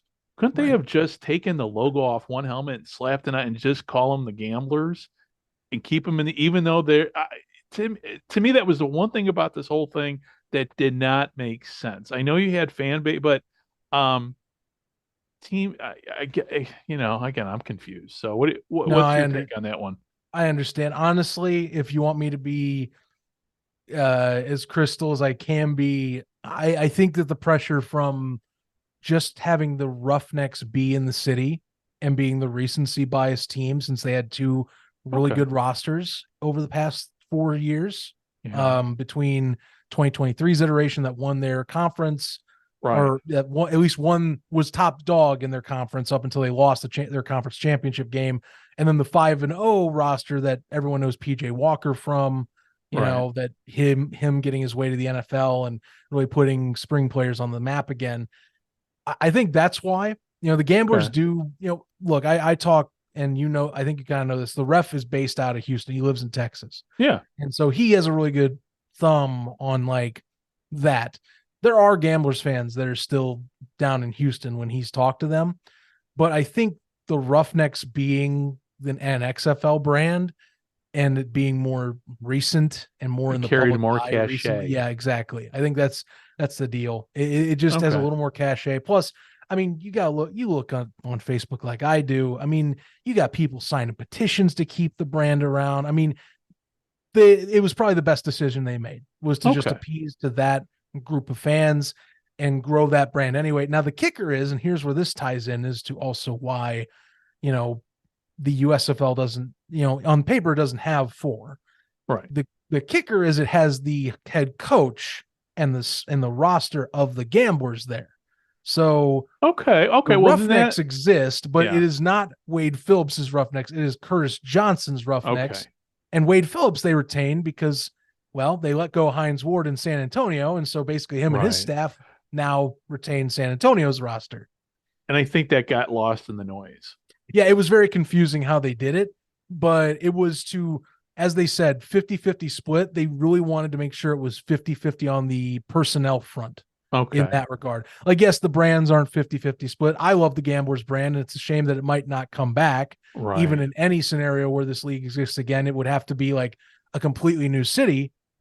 Yeah. But, Well, I mean, too, personnel's there. So they did Yeah. they did the best they could for trying to do merge/cost saving to go to 8. And looking at, just looking back with history when it comes to merging leagues and everything, back in 1970, when the NFL and the AFL merged, they grabbed 3 teams from the NFL and brought them over to the to put them in the AFC. Though it is curious with that, because you had the Colts and you had the Browns, which were originally AAF's, All-American Football Conference teams. Mhm. Now you had Pittsburgh going over there, which was a very, back then, a very interesting choice. And, Pittsburgh went because Cleveland, they wanted to keep, it was the Rooney, without the Rooney, it's the Rooney. So they're like, yeah, we're going to go over. But back then, Pittsburgh did not have a winning tradition. Right. It would have made sense for the 49ers actually to go to the All-American, go into the AFC, just based upon the age of the franchises from the original NFL. So seeing this come about with the UFL and how they did it, yeah, okay, it makes sense. And you've explained it to me. Okay, now I get it more than I did when I, really hit the record button here, because I really wasn't clear on that in terms of just kind of all that decision making and how it went down. And yeah, I didn't. I mean, even and this is like the one correction I've made a video on our own social channels, is I said it wrong on the episode and I had to correct myself, because I was like, that's not, like, I originally said that it was, they took Wade Phillips's team to San Antonio, like the roster and the coaching staff, and kicked the Brahmas' entire roster and coaching staff out. Like, like it shows you just how, like, it seems so backwards in my head. And the only thing I could equate it to, and you'll love this reference, is the 1984 trade between the rosters of the Wranglers in Arizona and the Chicago Blitz. And that's even more extreme, but like, that's the closest thing I can think of as to how this makes any sense. As you went, well, that's not the original Roughnecks roster, but it says it's the Roughnecks. Right. It says that's the Roughnecks. And the Brahmas are like, well, it's still the Brahmas. It's just the difference is we didn't lose the Brahmas roster. It's only the coaching staff that switched around that time, but you see what I'm saying? It's like, it's just close enough to where I can equate that instantly in my head that way. Well, and, too, as we're talking about this, I'm thinking, I mean, I started rooting for the Roughnecks because I love the original Houston. I mean, you can't see it here, but I got a Houston Oilers pennant up here in the man cave. And, so they came out, the helmets were great. Then the NFL went and sued them and everything. It's like, this is great. But, the one thing that I wish the Roughnecks would bring back from the Houston Oiler days is the "Love You Blue" slogan. Because the question is, well, you can hashtag anything. I mean, that's not really copyright. I mean, you can. You can. Right. I think it's when you put it on a graphic and you start marketing with it. I just wish, it'd be the old man in me who fondly remembers watching Earl Campbell plow through the 78 Dolphins on Monday Night Football with that "Love You Blue." That was a special era in Houston. And to see the Roughnecks come back, and it's like, okay, they're the Oilers. A Roughneck is an Oiler. So they honored that, and then the helmet was great and everything. So yeah, I just wish they would bring back the Columbia, the color scheme, and the Love You Blue slogan, though, with the color scheme, anybody who's paid attention to college sports knows that the University of Houston apparently got sued or got a cease and desist on that one. I wish badly that the Adams family in the NFL would just they're using it now, thank God, because they removed the whole helmet shell rule that existed for several years. And it was originally a safety measure. And now ever since they reversed it, I'm like, thank God, you can actually honor the Oilers instead of saying, well, we sell some merch every once in a while and we impose lawsuits at random, because that's how I viewed it for years. Yeah. Like when the Roughnecks did it, I'm like, that was like some people's thought. I was like, oh crap, are they going to get a lawsuit? And sure enough, they did. Right. And then, they revamped the logo. I actually like the new logo better than the old one, with the H being more pronounced, but still is an oil rig. Yeah. It just doesn't look like that. My thing is I wish you could do the powder blues, but I know that they would instantly get sued, just like the university for doing that. But it looks so good. And the city, the history behind that is so disorienting. Well, for how the Oilers originally moved out of the city anyway. Right. Then with the final kick in the teeth with Houston is when the Texans went to play the Titans, and the Titans put on their Houston Oiler outfits. Yeah. Yeah. kind of wild. It is, but anybody wild. I mean, thank God those things can still exist. Like I said, if they didn't change the shell rule, I mean, that would be like that'd be one of my first ever petitions, is going, give up the rights to the Oilers, like color scheme or something, Yeah. Well, do we know if we're kind of getting off topic, but do we know if the color scheme is going to stick around, at least on the college side? So, on the college side, you mean?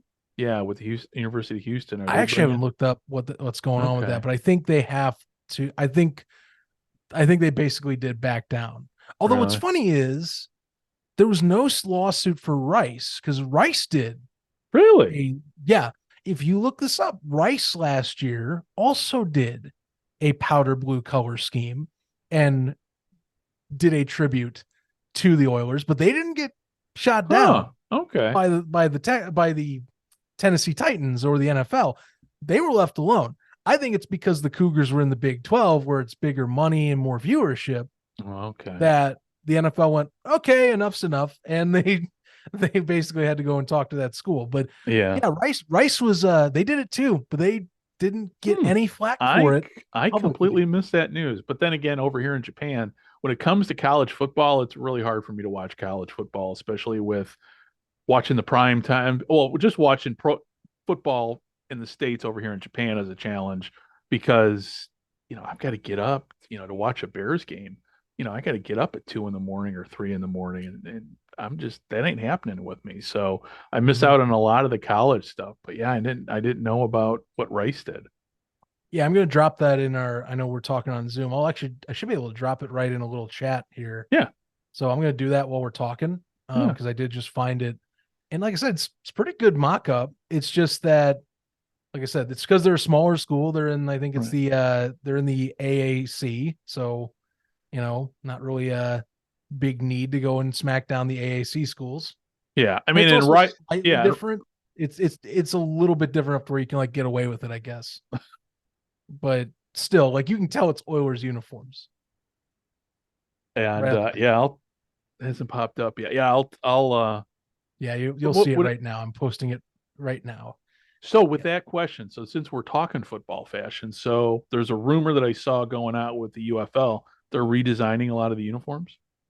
That's the rumor going around. At least it's been implied by head coach Anthony Becht. He's gone on local radio and has said several things, including the fact that one of the bigger ones is that apparently the USFL kickoff seems to be favored right now as the front runner to be the retained kickoff rule set.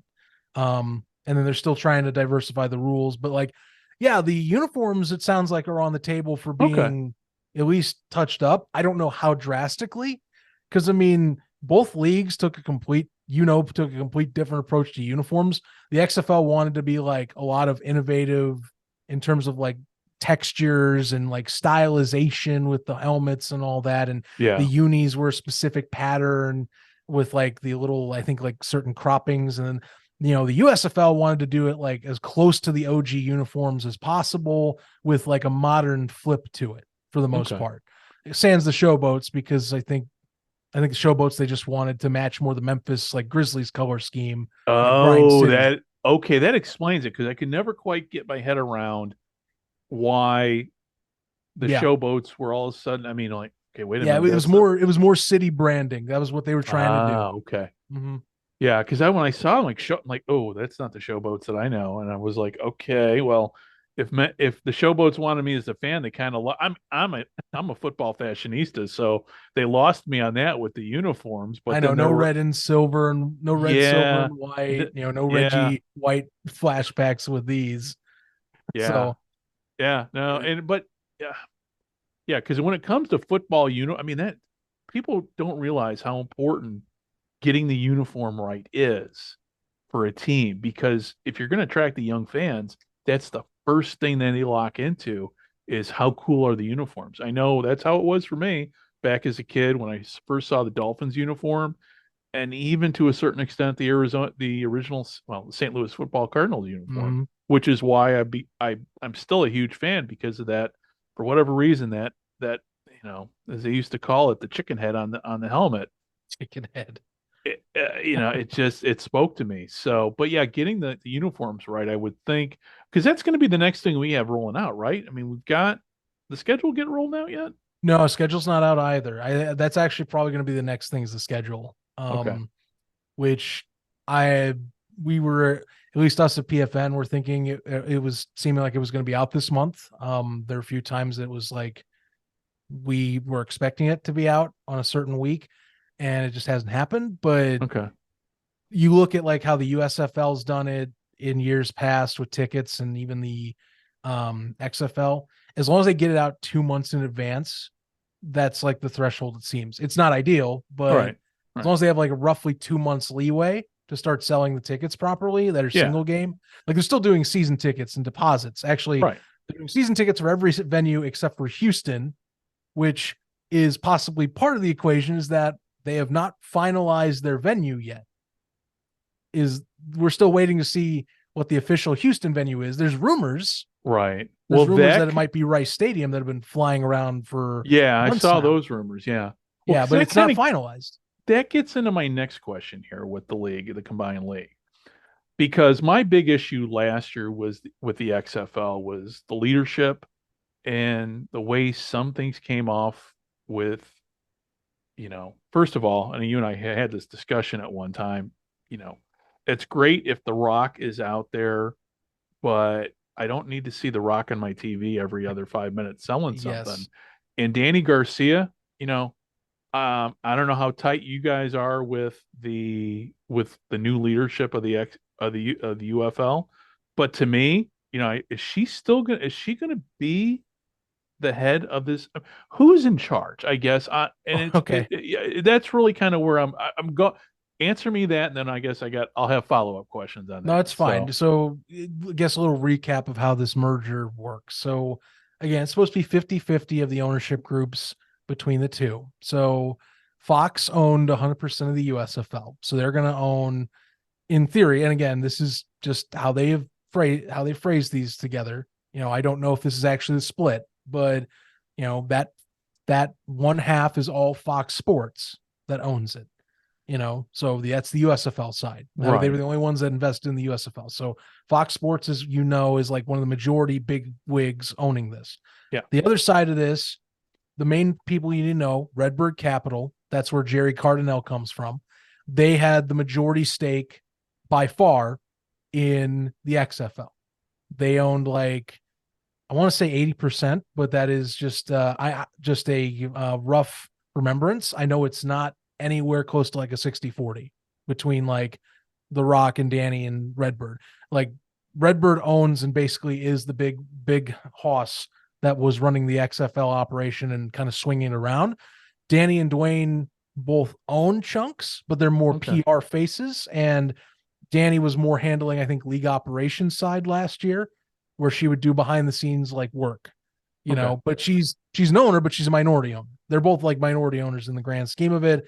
Really, Redbird and Fox are the ones that are more throwing weight around, to say the least. But Dwayne Johnson and Danny do have a slice and more the PR angle and help with executive items and decisions in the background is their deal. Okay. Now that might not be the same because you're right. One thing the XFL definitely did last year that also got to me and many others is it became the Rock League. And like, I understand Dwayne Johnson is a megastar.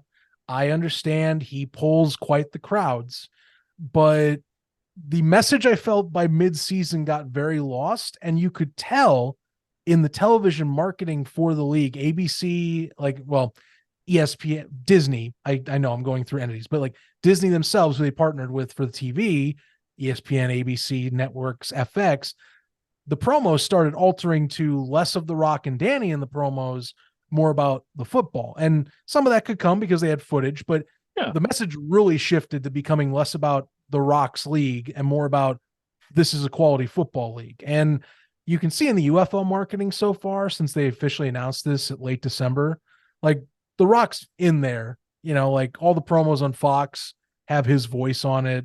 And he does say that whole line from week one. And he does have a great baby. And he does have a great voice. We can't, right. he's got right. No, he's a great PR tool, but you can't overuse him. You still have to have the message of this is a quality football league. We're trying to promote football and innovative football.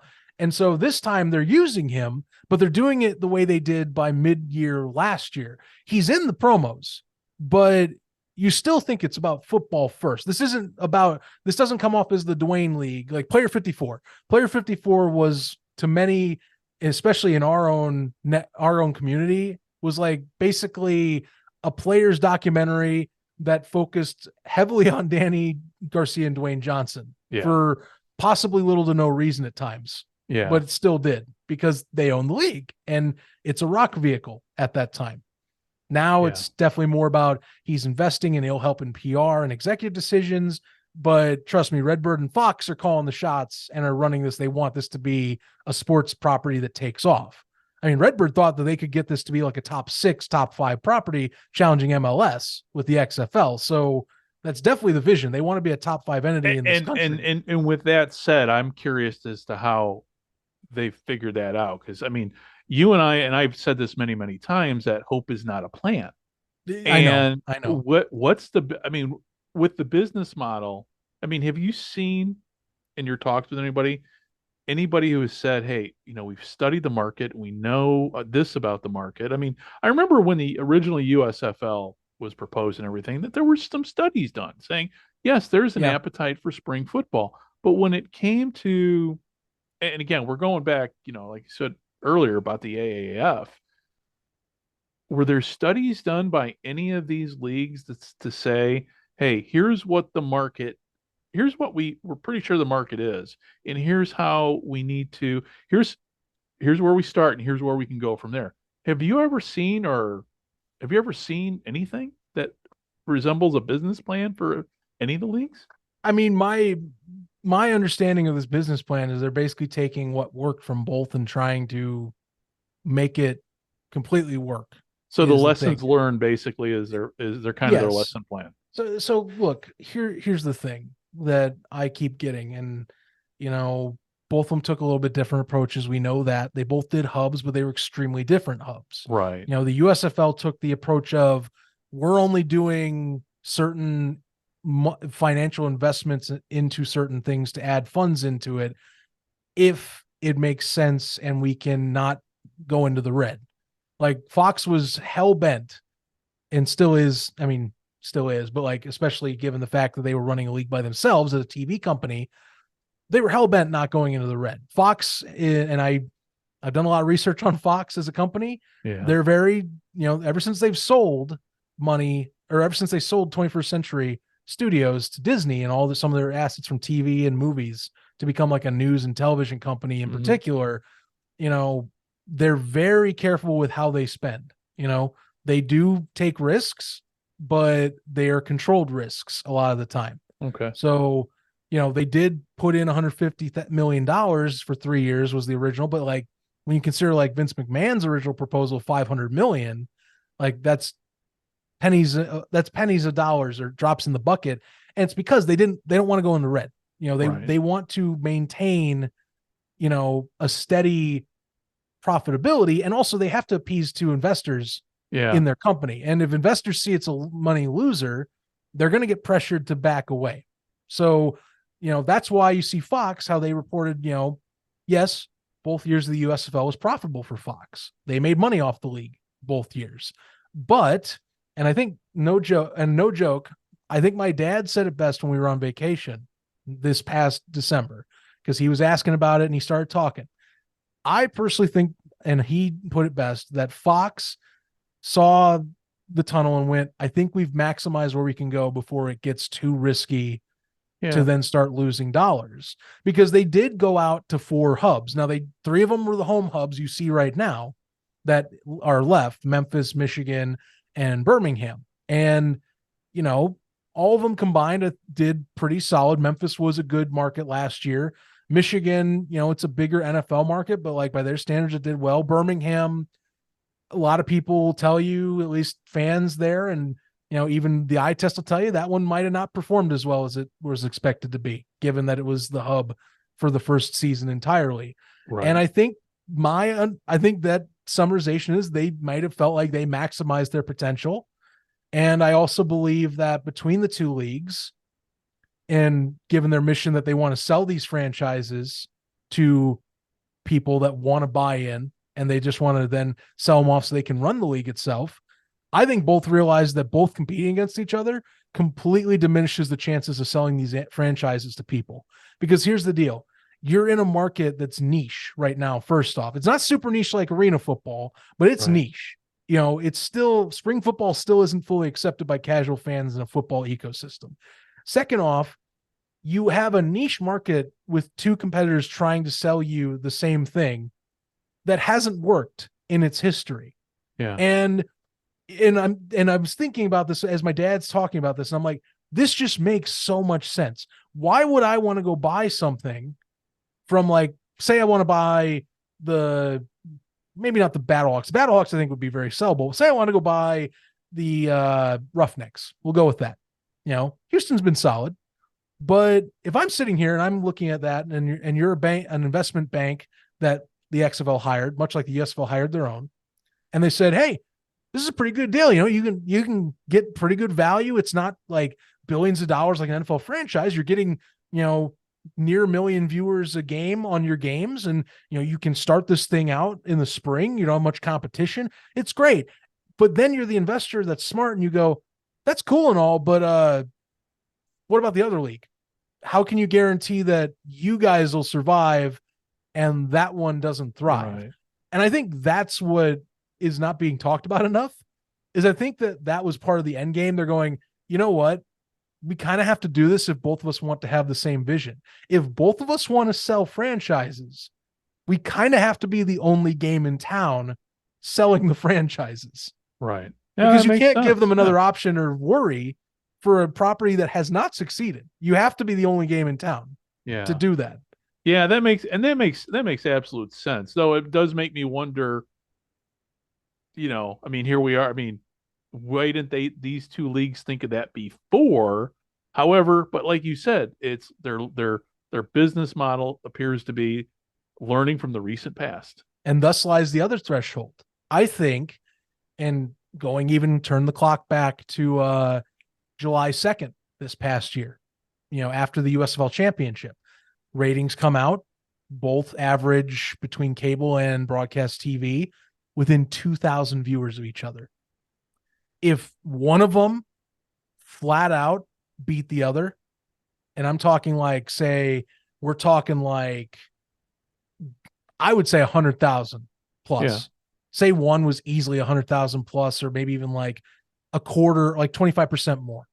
I think they keep going separately and they try and dog it out. And the other one starts talking. But I think because they were so dead even, like you can even tell Daryl Johnston went out and publicly said he was surprised how low the USFL TV numbers were for a second-year league because they had the broadcast partners they had with NBC and Fox. And I think it's because they both went and said, you know what? These numbers, I don't think are going to move much more unless we just eliminate the options. I mean, even the fan base discourse, that still shows a split. You're taking markets and saying, Right. well, do you really want to watch like the USFL when you've got St. Louis in your backyard? Memphinians who are just down the way off the Mississippi River. Do you really care about the Battlehawks if you have the showboats right in town? Like this is what you're dealing with. You remove those barriers. Now now you're invested entirely in all of this, more travel opportunities, more eyeballs. The ratings in theory will look so much better to an investor and to advertisers and folks that want to get in because they want to get back up to those 2020 numbers. I mean, we're talking like XFL was hitting 1 million a game easy, and they did it where everything was what the fans wanted. The USFL, they had one season alone, but remember the hub had so much impact on the perception of how this was viewed that I almost feel like that, well, not almost, but you can tell, that perception won out. I thought they would go away. I was wondering if it would go away, but even the hardcore fans that I thought would ignore it, a lot of them, they couldn't look past it. And I think this is part of that whole trend. They want to get back to that XFL 2020 look. It's the only game in town. It's the most professional second game in town. It has everything you want from a football league in the NFL, but it's just not the NFL. That's it. That was what the XFL was. It promoted itself well and had everything an NFL fan wants in terms of comfort. That's the goal. Secondly, besides selling the franchises, is get those ratings, the comfort levels for fans to go with it. So do you think they're in a good position to basically recapture that magic of 2020? I think right now that I'm mostly on the side of yes, because of some of the metrics I have been given from people that are running a lot of the community groups that handle this. Also, a lot of the social postings I've seen. I think a lot of people I've talked to, we see a lot more of the NFL fan talking about the league again, much like how the XFL was talked about 3 years ago. Well, now 4 years ago, leading in, because you keep in mind, it's the only advertisement on ABC and on Fox. One thing the USFL couldn't get, and I think this was another thing that was a failure, was not a failure, but something that was a missed opportunity. And it's just because of the relationship they had. NBC was a third party, and they almost treated like the USFL like they didn't give a damn about it. Like there were never promos on there. There were maybe banners once in a while about it, but you would watch it, but the advertising was so minuscule compared to like what it is now. Like ABC and Fox on FS1, ESPN, and Fox and ABC channels, I mean, they're going hardcore into this, Greg. Like it is consistent. I'm glad you mentioned that, because you're seeing what I don't see. I mean, obviously here in Japan, I can, I can watch on DAZN. I can watch. America, it's consistent barrage. Any sporting event right now, especially ESPN, where you can say, hey, it is a combined multiple networks are on one page. So you can kind of like you what don't the have to NFL worry now, about where the you don't have to NFL's worry. at You can with take the networks. Yes, you can take a UFL ad and make it generic and slap it anywhere else, and it can be a promo. That is all it is. So, it doesn't have to be about, like say like how Fox was doing it, where Fox is doing Fox-centric promos, but they would never advertise the NBC games. Right. Which I felt was a mistake, by the way.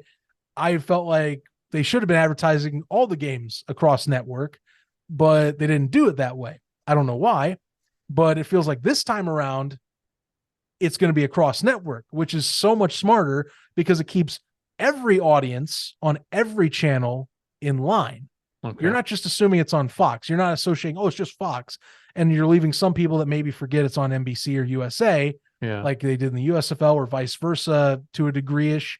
This time it's like, I know where it's at. I got 4 channels. They've been advertising 4 channels the entire time, and it's the same ad on all 4 of the channels. And that was like my biggest hang up with the XFL, because if you got to go look for something, you're not going to get the average viewer. Well, why would I go to FX? That was my thing, Yeah, but it's like, if you're a guy, hey, I want this XFL, where do I find it? And if you got to spend time scrolling your phone, I mean, everybody's got a phone, so the finding stuff now is way easier than what it used to be when I grew up. Oh yeah.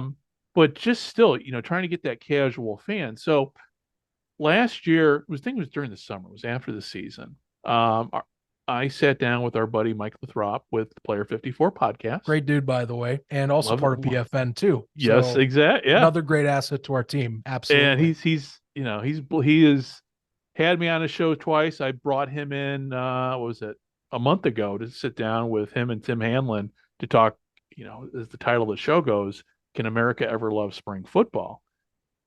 So when Mike and I sat down the last time on his show, he wanted to get the international perspective about the XFL, because there were promises made that the XFL was going to be a big thing, and then they certainly did make it that way. That it was and I had to burst the bubble, going, yeah, nobody's heard of the XFL in Japan because nobody's heard of the X League in Japan, so it's a non-entity.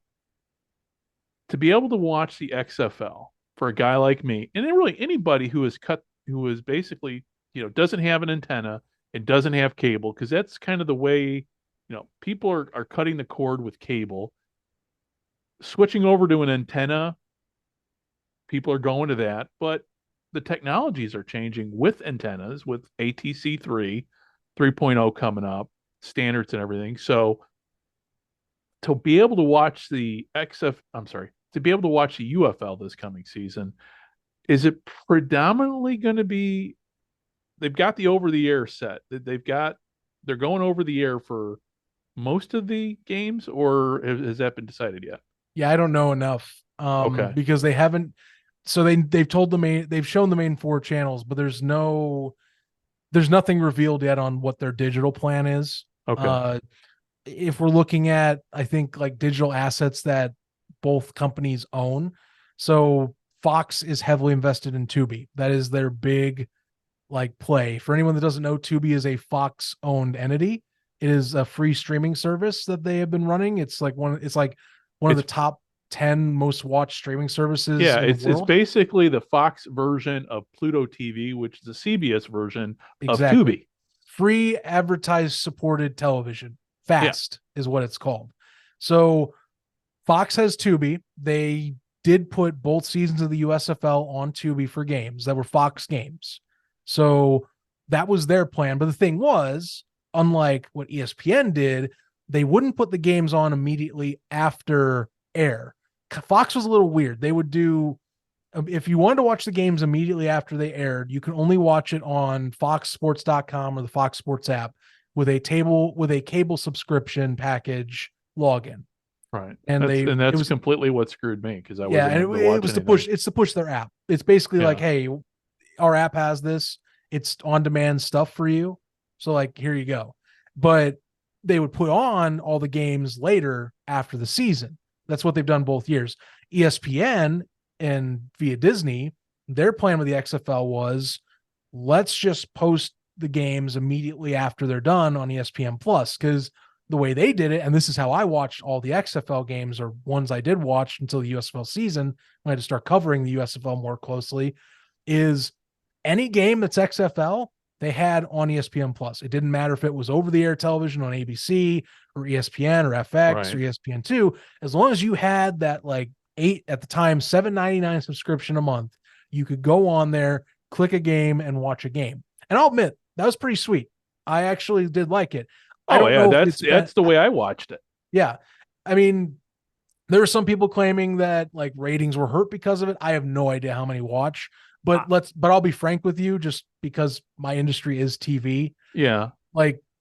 Audiences like that for stuff like that are minuscule. And that is just doing my research on that. That's why a lot of streamers don't report numbers at times. Well, that's what always got me last year with the reports. I made it a point. I'm not making a point here not to name names in the XFL, old XFL, USFL, UFL media. But when I would see, hey, but we don't know the streaming numbers, I would always say, well, if they knew the streaming numbers, that was always what people hung their hat on with the ratings. If they were significant enough, they would have said something in a PR like ESPN always does. Yeah. Them saying nothing shows you that it didn't have that much impact. I mean, right. And that's probably on the upper end, because Peacock, I imagine, was not exactly the USFL cash cow for NBC either, but it added an extra part of their package. Yeah. But that's the thing, it's great for like access, but it doesn't bring in all the viewership ratings. It doesn't bring in the doesn't bring in the casual viewer, which is what the league needs if it's going to grow. Because they use the NFL as a good example. Back in the 1950s, it was that game. I could have an argument as to which game was, but everybody talks about the 1958 NFL championship, which attracted the casual viewer, and that began the golden age of football in America on TV. Yeah. And so in order to get, it doesn't matter if you're XFL, USFL fan, you're committed to this season, and anybody who's out there saying, well, my team's not in it, I'm not going to watch. Bull. And if you're saying that, you're the same guy that burned your Kaepernick jersey and now is complaining about Taylor Swift. So I highly imagine you're going to see those fans tune in. We had guys that they were we had guys from the USFL that were Bandits fans, and when the Bandits got knocked down in 2023, they just migrated over to the XFL and watched the Guardians or like something else, or they watched and supported a different team. Because there's always going to be. It's a small contingent in the grand scheme of football, but like the hardcore groups, that's what like spring football is. So you're going to watch. Right. I think the question is, do you do enough as a broadcast company and as a league to entice them even further and to then get more people that are like curiously on the fence about watching and then committing and stacking up more and more. That's how you get the casual buzz about, it's cool to talk about in the office. I'm not even like a hardcore football fan, but like I got to talk about it because everyone else is talking about it, type of thing. That's what everyone wants to eventually get to, but we're still a little ways off even doing that. I do wonder what their digital strategy will be. Like the TV side, it's pretty simple. You have two of the largest over-the-air television networks in the country, both synonymous with football in some way. ABC now is more recently doing it Monday Night Football again, but they've done football for decades now. But like ABC and Fox, and you have, without a doubt, the two largest cable sports networks in the country. Like, yes, ESPN is by far number one, but FS1 isn't any slouch either. Right. It's still, it's a definitive number two. So, but like those are good brands to be in. People know those brands very well. The digital one is what I wonder what they're going to do. I honestly, just basing it off my kind of just digging into like the XFL YouTube page and what they've been doing off season wise, which by the way, you see they're rebranding all the pages to UFL kind of, they're taking like XFL ones and doing that slowly. Did they change their Twitter account? The Twitter account hasn't changed yet, but I'm surprised they haven't, because I don't know. I think it's because the UFL's taken and they're trying to figure out what they want to do with it, with like the tag, because they've done Facebook. You can look at Facebook right now. Like the old XFL page, but it's on Twitter. I'm like, wait a minute. There's still no UFL Twitter page. Yeah, they don't have it on Twitter, and I think Instagram they haven't done it either. Yeah, and I don't believe they have on TikTok either. But I'll have to check that again. But what they're doing on YouTube and what the XFL did, and I think this is kind of smart for like video engagements specifically, even though you can go find these on ESPN Plus. They're putting slowly games from last year, full games on their YouTube page. Now, I know that doesn't really, like, it's ad revenue. It's not like paying a subscription to go and check it out somewhere. But if you want the most free and accessible way to get people interested in this thing, and say your friends want to watch or something, doesn't hurt to be able to just quickly rip the broadcast and throw it onto a YouTube page. Now that's going to have to come down to both companies, Fox and Disney, being okay with that, which is going to be a little tricky, I think, because both of them, as I just said, different strategies on how they're doing content post live. But to me, it's the best way to grow a natural audience. Right. I agree 100% with you. But doesn't want to put up the cost of buying cable or, the time to sit down and use a live time to watch it. I've been making that same argument for years with the Canadian Football League. Well, they're getting their act together too, I must say. Well, like we'll what they've been see. doing We'll lately. see. They have been, but we'll see because I always use the NFL because it is the example of how you grow and build a league and be very, very successful. That the CFL has never really, gotten the gumption to say, hey, we're going to be, if we're going to be number two, we're going to be a hard number two. No pun intended, but, you know, um, and just do stuff like that. Put stuff on YouTube because in order to get the younger fans, which I don't think the UFL is ever going to have a problem with if it succeeds in getting the younger fan, but putting that stuff up there for free so people can stumble upon it going, hey, what the hell is this, and generate interest. But what the UFL is doing, if they do it right with YouTube, yeah, I mean, because YouTube is, I think maybe did I say this? Maybe I said this to you or not, but to me, YouTube is the world's biggest UHF channel. It kind of is, I think it's not a bad way of describing it, because everything, if you want to find anything, I mean, hell, I'm being here in Japan, YouTube's my go-to for basically everything. I call it the internet's archive. Yeah. Essentially. I mean, that's what it's going to be. That's essentially what it's becoming now. Like we have over a decade. We now already have over a decade's worth of content, pushing 2 in a few years. That's going to be like anything and everything from 20 years ago, Yeah. and it's going to keep growing like that. And as long as YouTube, for some reason, doesn't have a catastrophic failure, it needs to shut down. But I think it's almost like a too big to lose thing. But like, that's the perfect platform. Everyone goes on YouTube. Like whenever you do metrics on like most watched like streaming and you include YouTube by far is the most used video platform on the planet. Only one that comes close to it is Netflix. But again, that's because you have to pay. But like YouTube's free. Yeah. As long as you have something that connects to the internet and doesn't have an insanely low like dial-up bit rate internet connection. Yeah. You can watch YouTube. And that to me and many makes a lot of sense. But like I said, it's the whole thing about like how the companies operate too. Like, and I think to me, I could see Disney doing this a little more so. Maybe Fox would if they got the right argument. But like right. One thing I do say about Fox, they are still very much committed to several of the more traditional TV principles. That is, they want you to have the cable bundle. They want you to invest into the cable TV package. They feel like there's value still in the cable TV package. I'm taking this also from Lachlan Murdoch, who's the CEO of Fox, who has basically said these things in interviews and conference calls on record. So, it's 2 different philosophies still. Yeah. Because as much as I want to believe that that should be the play, I fear Fox, especially given that by the layout of the league ownership, if I am calculating this right in my head, in theory, they are slightly the biggest investor in this new league.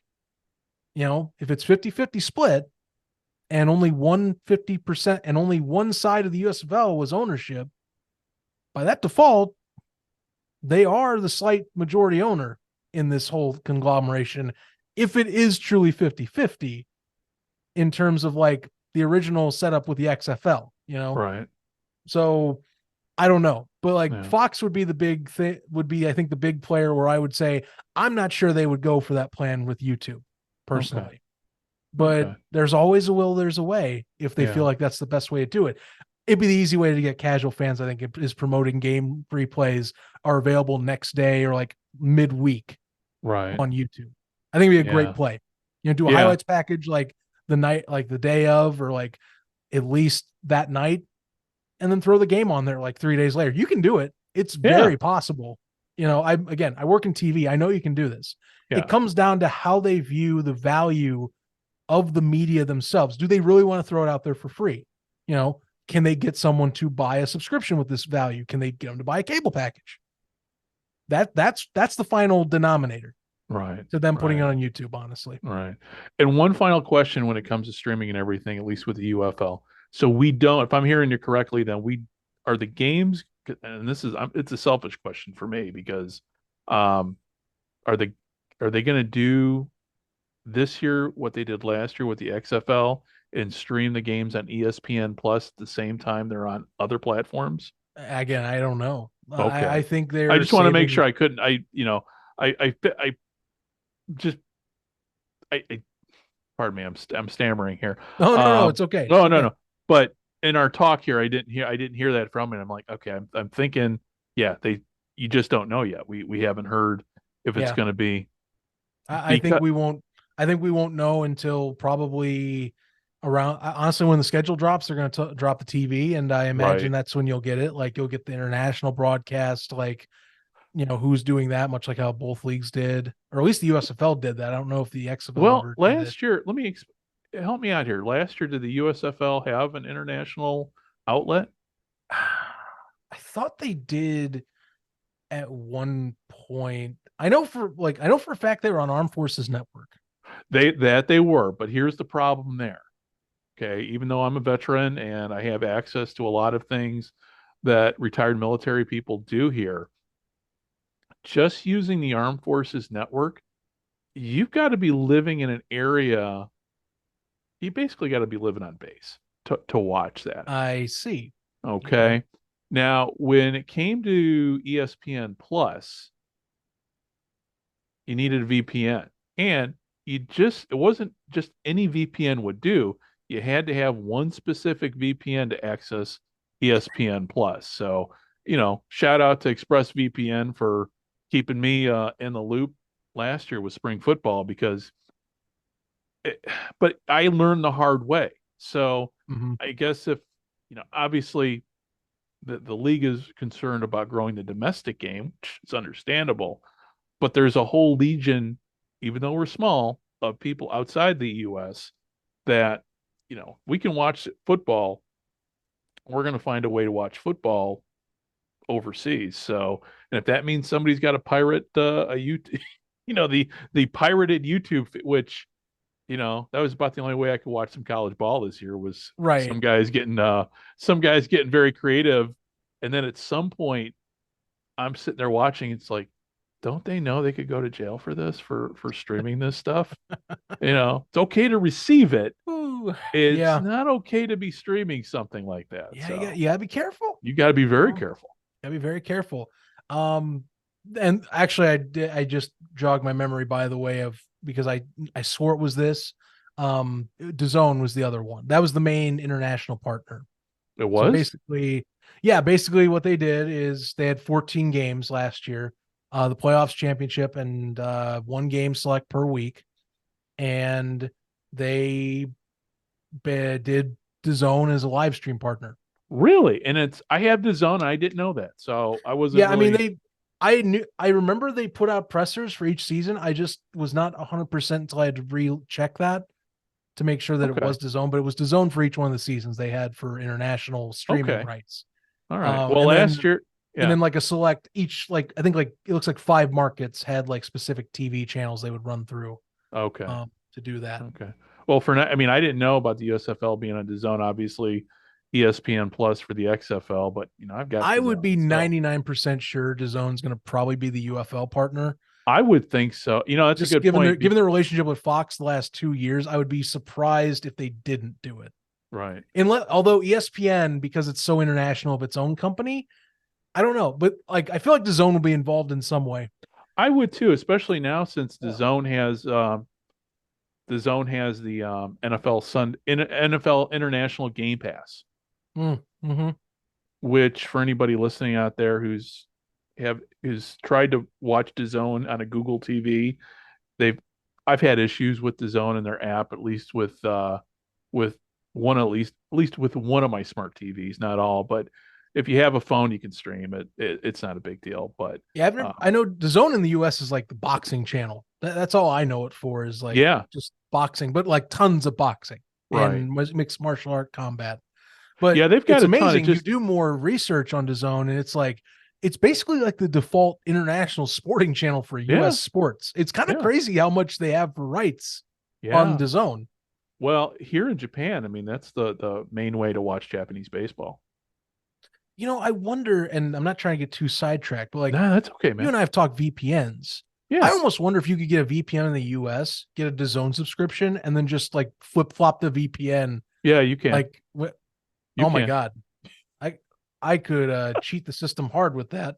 You could, you know what? And it's interesting too, because remember the CFL. Okay, so the CFL stream their games for free internationally, but well, I'm And in the US. I love that because I use that when Yeah. I had free time every time. Yeah. So yeah, I mean, yeah, a VPN is basically it's cheat mode. But you got to have the right VPN. And like I said, ExpressVPN, I've always had great luck with them. Anybody else? Nah. Because I don't know what it is, but they've got the magic to make for at least with ESPN Plus and Yeah, that's good. It's good to know.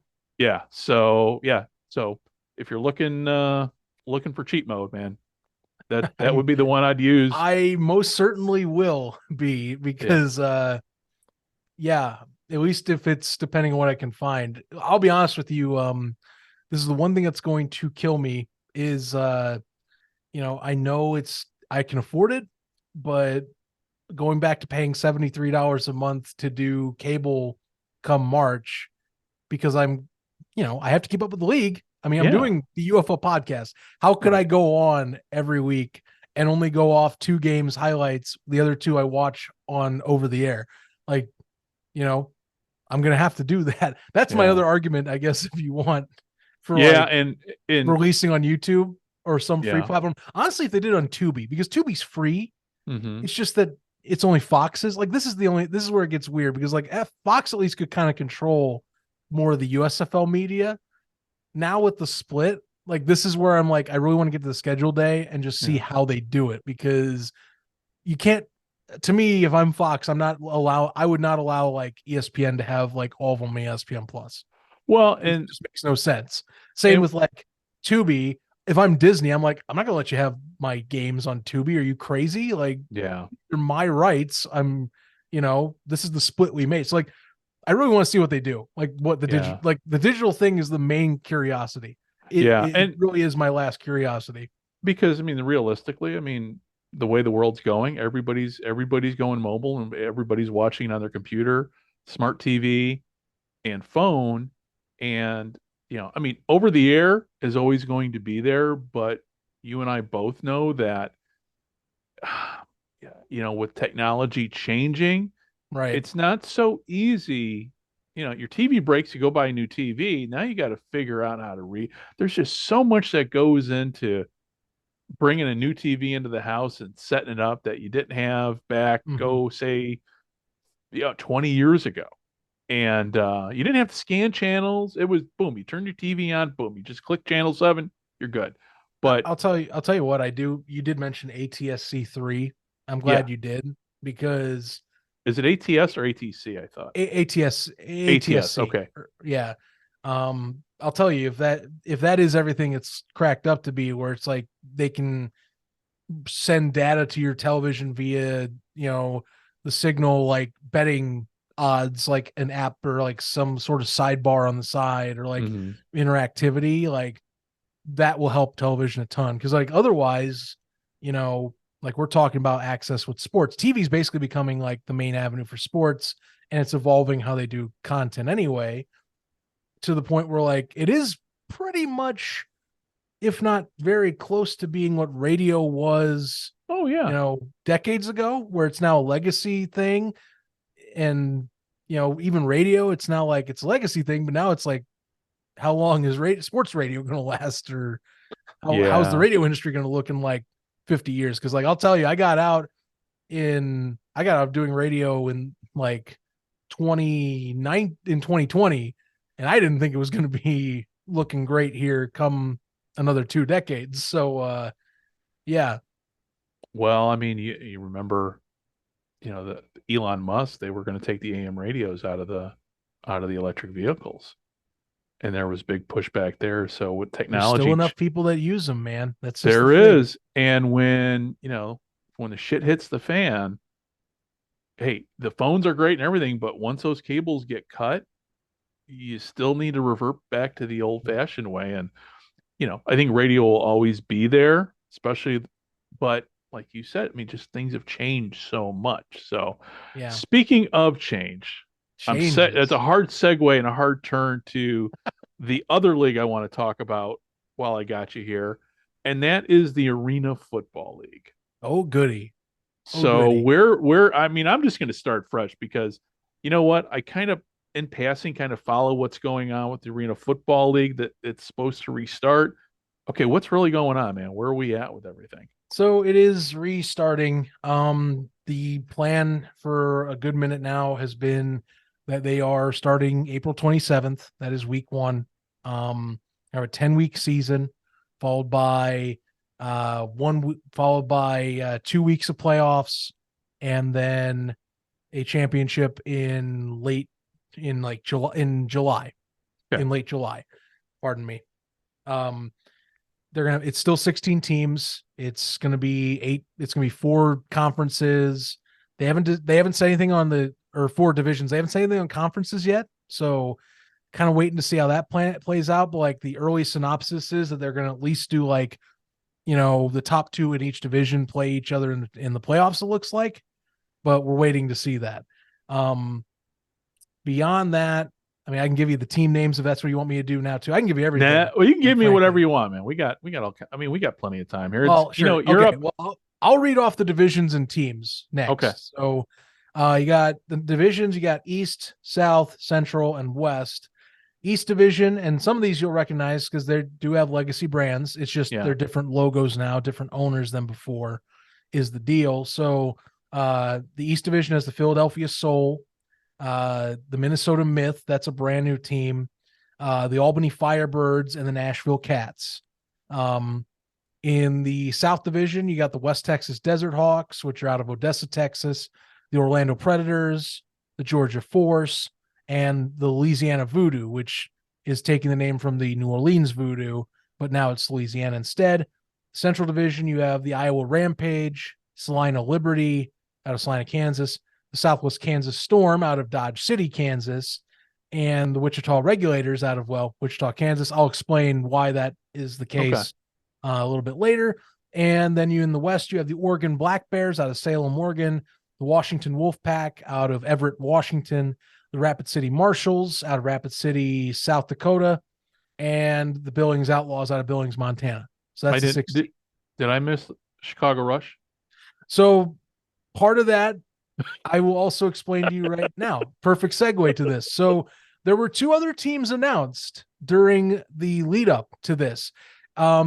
Originally, they put outwards of 20 markets that they were potentially looking at and were saying they were going to go to on social media.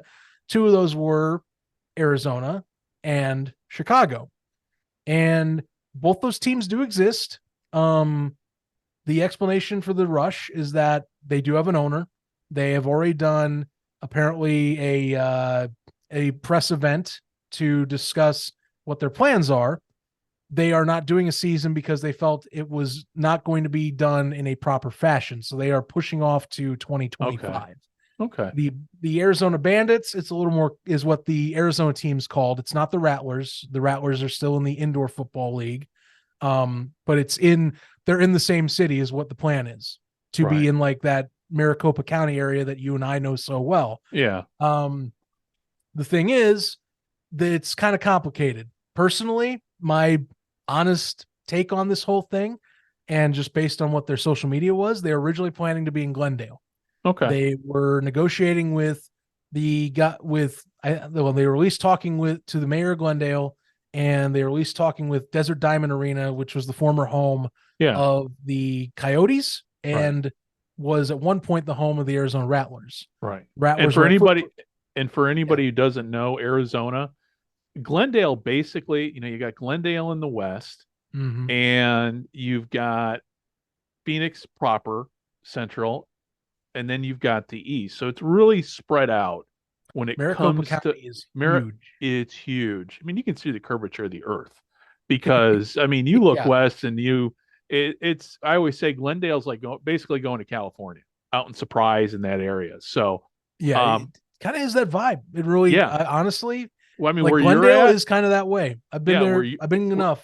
where you live at compared to where Glendale is, man, I wouldn't want that Yeah, drive. I'm in suburbia where I'm at. Yeah. In But Maricopa, where you're so- at, I mean, that drive just, yeah. But anyway, I digress. But so, Yeah.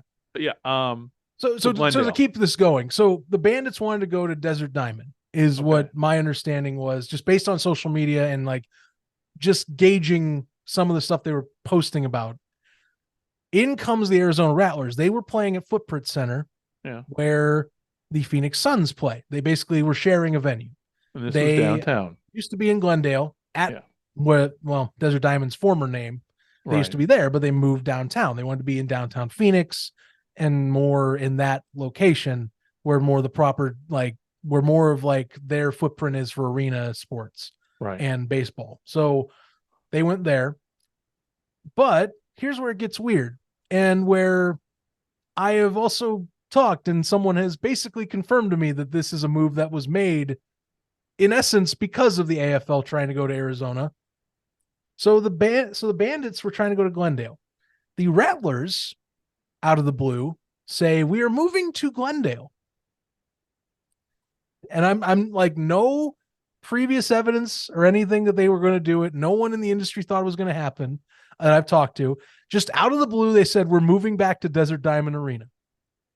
And this was after the Bandits posted that they were talking to the mayor of Glendale about trying to locate to Glendale. Put the pieces together, and the said talks I've had, basically the Rattlers blocked, from what I understand, the Bandits from really getting into the market to start. My understanding as well is that they have a deal with Footprint Center to where they can't have competition go to Footprint Center. So wait, the Rattlers can block then the Bandits from going downtown at what I still call an agreement basically with the old America West Arena. Well, Footprint Center is what it's called now, but yes, basically the two biggest arenas in the county, they have essentially locked up and said, well, we can't let you get in. We have I think it's, if I remember the conversation I had right with the person, it's like a 3-year deal with Footprint Center that you can't have a competitive like entity in it, and that they will work with the Rattlers. So the only option in town that made sense right away, that since I've moved here, is Mullet Arena. And Mullet Arena is a 5,000 seat hockey venue. Fits arena football. It's just not 15,000 or so seats like Desert Diamond was. Where is that at in terms Tempe? Of this? Okay, Tempe. Isn't there one more arena further out over by the Indian Reservation, over by Scottsdale? There is one, I believe I don't remember the casino name, but I don't know if it's like suitable for arena football. Okay. Is the other, because remember, you also have to have it where it fits the nets. The ceiling has to be at least a decent size. Is the whole spiel. But okay, gotcha. But basically their next plan, and they posted a video visiting Mullet Arena and checking out the venue after the Rattlers took Desert Diamond. Essentially they ran out of time. They I think there was the people that I talked to on that like are connected more to the AFL. They thought it was going to get done, that they were going to go to Mullet. At least my understanding, it didn't happen. But I do believe that still is the plan. They just want to recoup, because I think Glendale was going to was at least possibly in the cards, but the Rattlers are the trusted bigger property in town, and if they come asking, you're going to appease to them right out of the gate. Is the deal. So it's in city competition, and I will say a good chunk of that falls on the AFL for wanting to be in the market and being aggressive that way. But it's also a business tactic that I went, oh, good. That's very friendly of you. Yeah. And also too, I mean, the Rattlers have been around for 30 plus years now. So, right. I mean, look, they're the big kings in town. Yeah. I don't at all think that, I don't at all like misunderstand the move. Like they are being actively threatened by a league that wants to beat out their own league in competition, and has said it in a public setting several times. Right. It's just that they took the very extreme measure of saying, yeah, you can get a venue, but good luck getting like a professional venue in town.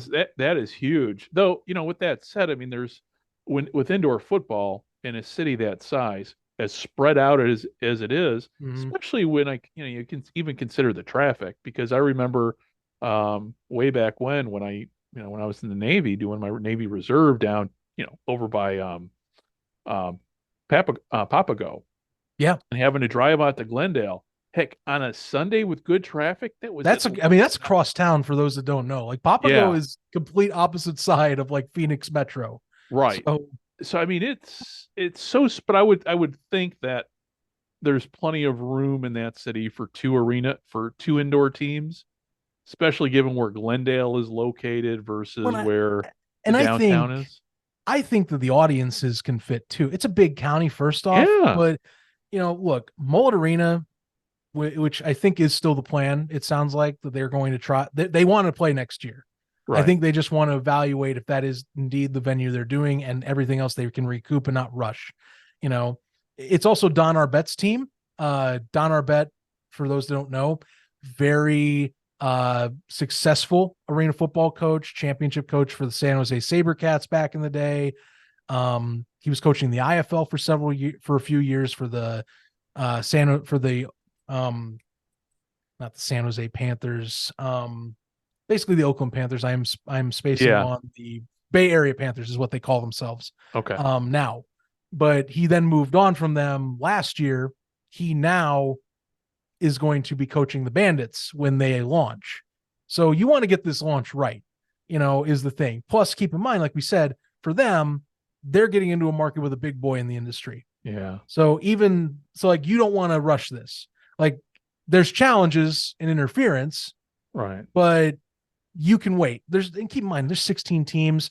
They're kind of the rush to get these 16 teams. Yeah. Is a bigger story than the Bandits existing right now. Yeah. And I think this is a good time to segue into maybe a question you have about the 16 current existing, because well, it gets I was gonna you read my mind. With these 16 teams, are they gonna? I would be very blunt about it. Yeah.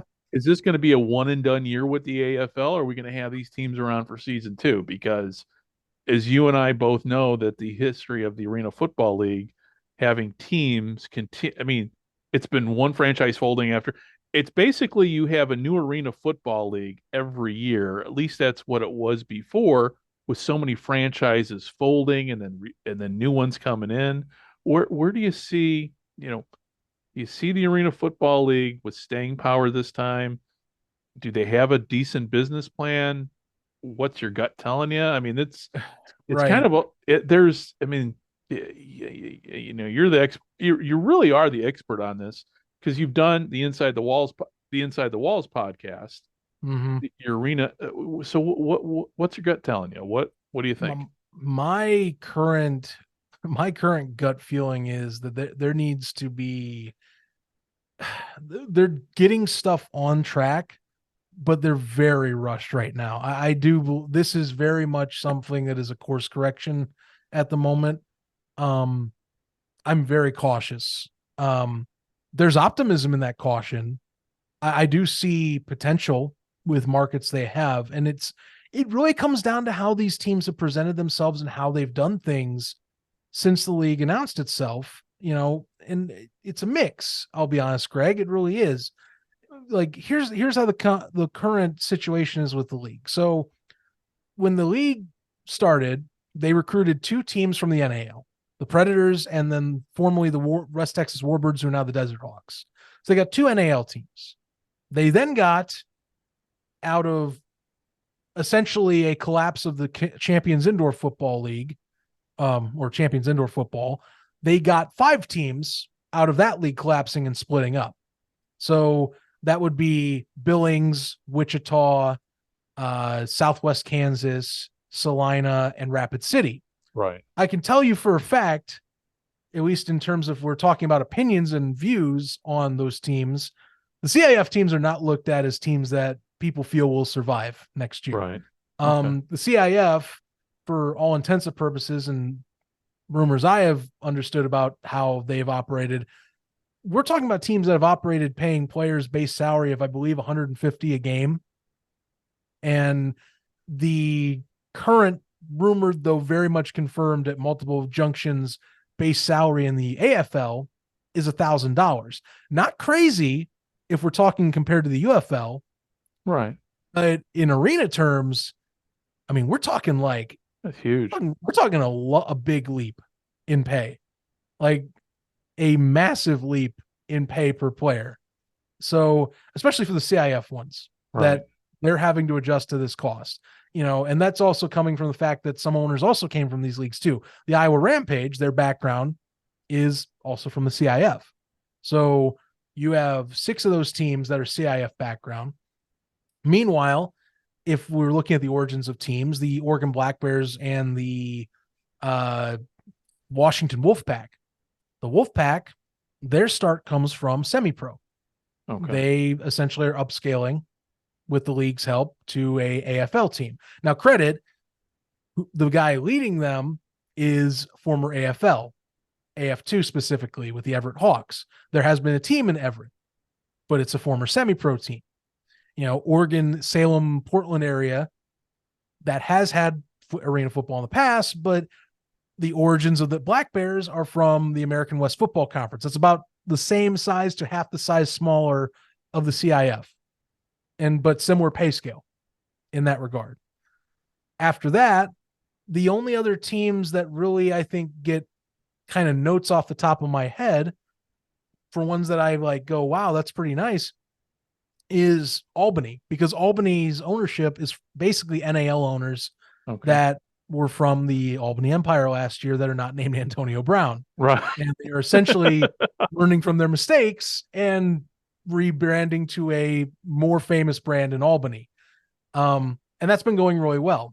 But you can see how very easily this puts you at ease. Like the CIF teams with the budget raise, some of the semi-pro to smaller league ownerships, they don't add confidence is the thing. Georgia, for example, and this is a story right now that is certainly affecting things. So Georgia got announced as the last team of the 16. And apparently they are going through an ownership change right now. Now, the reason why that's happening, and this is according to the commissioner, is that rival leagues called up those owners, and the arena they're going to play in, which is the Georgia State University basketball arena, and basically said that the AFL is no good and scared off the Georgia owners, is what their story is. So they are currently getting a new set of owners as contingency to get the Georgia Force going. The Georgia Force have been inactive since announced. Oh, yeah. So it's also about 2.5 months till season kickoff. Well, really 3, but still things are needing to progress. There's a lot of that type of stuff. Some teams don't have websites up, 1 or 2 of them still don't have like full schedules out. You can piece them together, right? But they aren't fully out. And 2 of them, credit for different reasons, haven't announced their venues yet. Okay. Minnesota, which has been very active lately and is owned by the commissioner's wife, they haven't announced their venue. It's been rumored to be the Target Center up there in Minneapolis, but they haven't announced it. And the Philadelphia Soul, who traveling team have been rumored to be a travel team for a while, but they've been posting home game pieces onto new schedules, but they haven't announced their venue. And so is Ron Jaworski part of that? No. Originally he was reported by the Philadelphia Inquirer that he was going to be an advisor, but that was apparently incorrect. Right. He apparently has no affiliation with this version of Philadelphia Soul. Okay. And that's not to say that some people that are big names aren't affiliated. For example, the Nashville Cats, one of the best new franchises that have shown up in terms of like public relations and how they're showing off. Jeff Fisher is not only an advisor, he's like actively trying to build this team right now. Okay. So he's actively involved with the Nashville Cats. Kayvon Thibodeau, credit athlete ownership. As much as I did just kind of take a dump on Oregon a little bit, Kayvon Thibodeau is the majority owner of the Oregon Black Bears. Okay. So there is money there.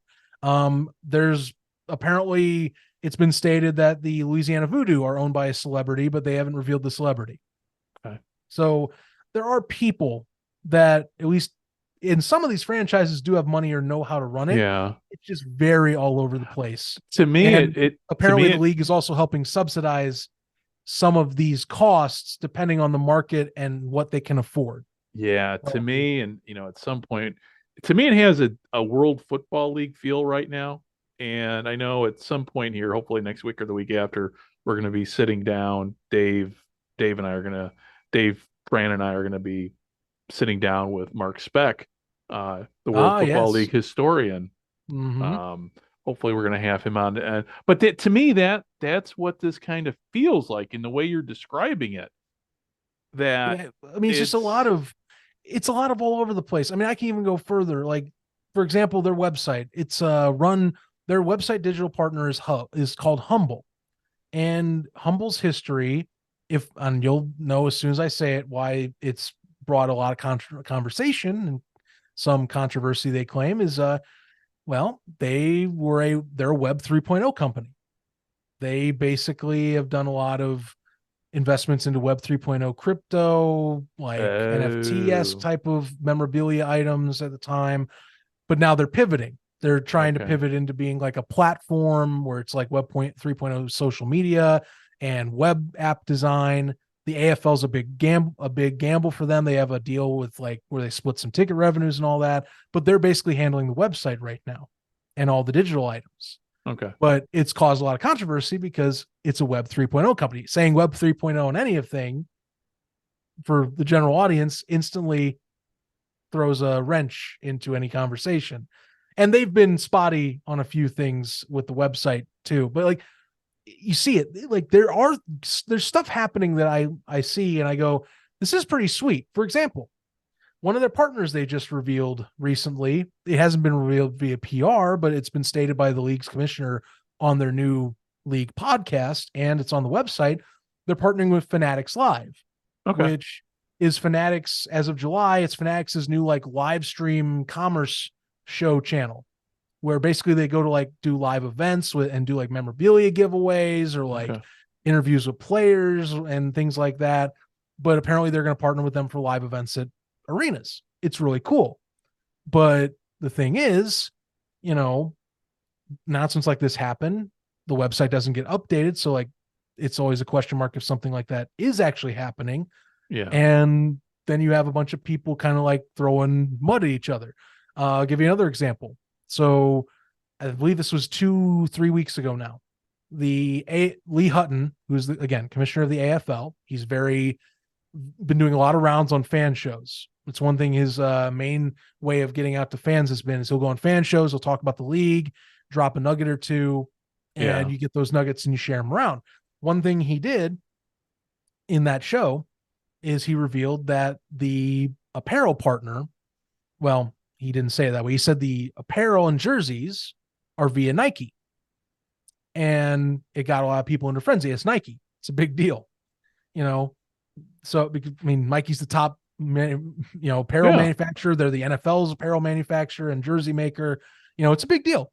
And so we go on and people post about it, but then we get a clarification via Arena Fan. Tim Capper, great guy over there and crew.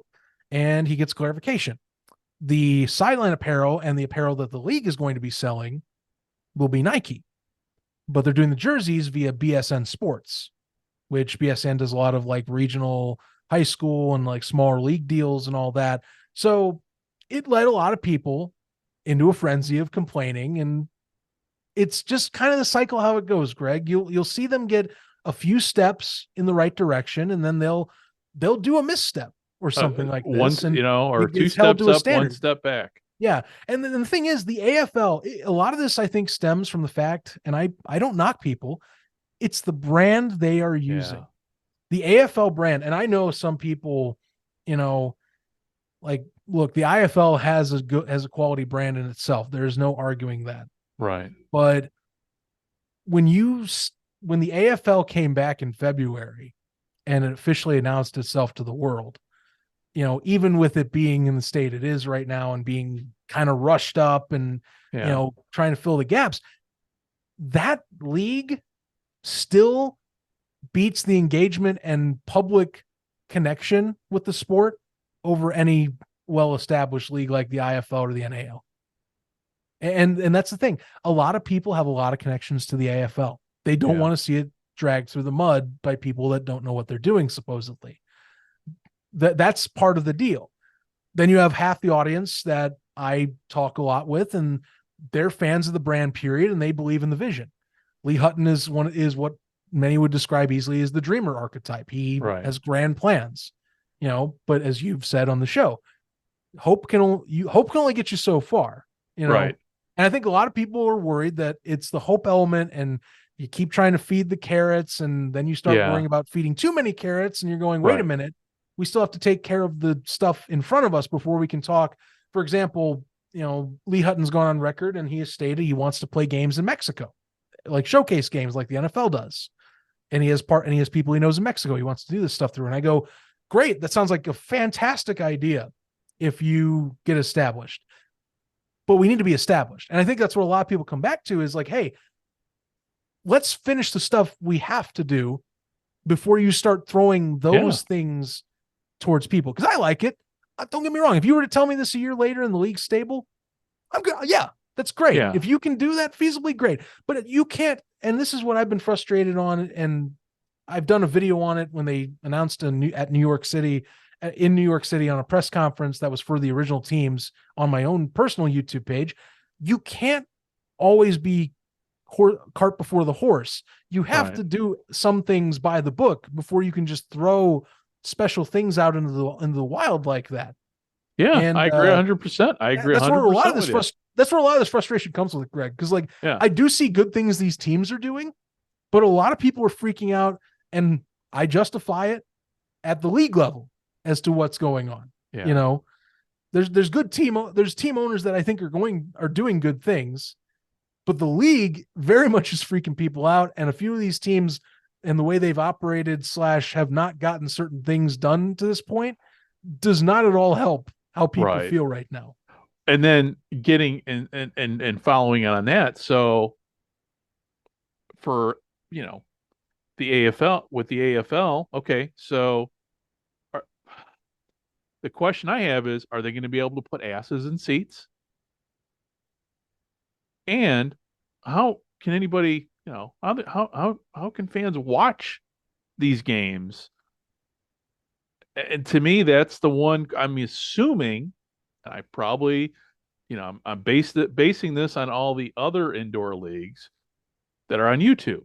Is the AFL going to YouTube for this season coming up to put the product out there? I mean, is any broadcaster going to fork over money for rights, or is the AFL just going to put it, show it and they will come? Well, and this is what keeps interesting. And it plays exactly into that whole dichotomy of like love, hate, fear, excitement. Is the league itself, in one capacity or another, has basically rumored since the summertime that, and has stated in multiple occasions, they will have broadcast partners. Like, they are not doing YouTube. They are going to be on either streaming partners or on actual national broadcast television. Now, what national setup that is, that's up for air. The one that is the most common one that has basically been, it's near confirmed at this point, it feels like, just given how it's been talked about or slipped up on. NFL Network, it seems, is like the one place everyone knows it's going to happen. One of my favorite podcasts that's on right now, but that's league affiliated, is called Flock U. It's the Albany Firebirds podcast. Really great guys over there. Jeff Levesque, who's the team president, hosts it. He's a radio host out there for Fox Sports Albany, or Capital Region, whatever they call it. And they host it every week. And basically, the home opener, the first game of the year, is Orlando visiting Albany on the anniversary of the Firebirds 1999 Arena Bowl championship. Like, same opponent and everything. Right. It's like 25 years 25 years since they won that Arena Bowl. And the way he implied it was that, and it's been implied elsewhere like this too, is that game is going to take place after the NFL draft. Okay. And if you look at the day, it's April 27th. Now, the NFL draft starts on the 25th. The broadcast schedule for the draft, the first 2 days, ESPN, ABC, they do draft coverage. And NFL Network does draft coverage. The only one I know of that does draft coverage all 3 days is NFL Network. Right. And the way it's been stated, Lee Hutton said it this way in his appearance on the first AFL podcast episode. The way it's been talked about with like the Albany crew is the draft ends, and immediately after the draft ends, the AFL kicks off. So, not to mention that the commissioner kind of slipped up in the summertime on a conversation with folks in Southwest Kansas and basically said the NFL Network is in talks with them. So the NFL Network is basically at the finish line to be it. Okay. But that's just only for, I mean, is that for all the games? I'm assuming only for a select couple games. There's more. Because there's just no way. No, it's not just NFL Network. I can tell you that. The other ones they've talked about, Amazon's been a common one, like Prime, where they've talked apparently that's an option for digital. I know for a fact that this is via Humble when they've talked.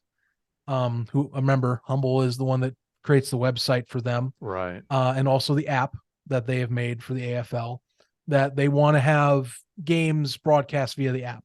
So you can also, once they get it set up, watch games on the AFL's app when that happens. Right. The way they've talked though is that at least NFL Network, possibly Amazon, recent interviews they've hinted that there might be like a third partner or a different partner elsewhere. No matter what though, they've basically said they're going on like in some way you can watch on a national scale, and in some way you can watch it from the comfort of your own home without much like barrier. So yeah, they haven't fully revealed it. The next threshold to do it though will come up soon.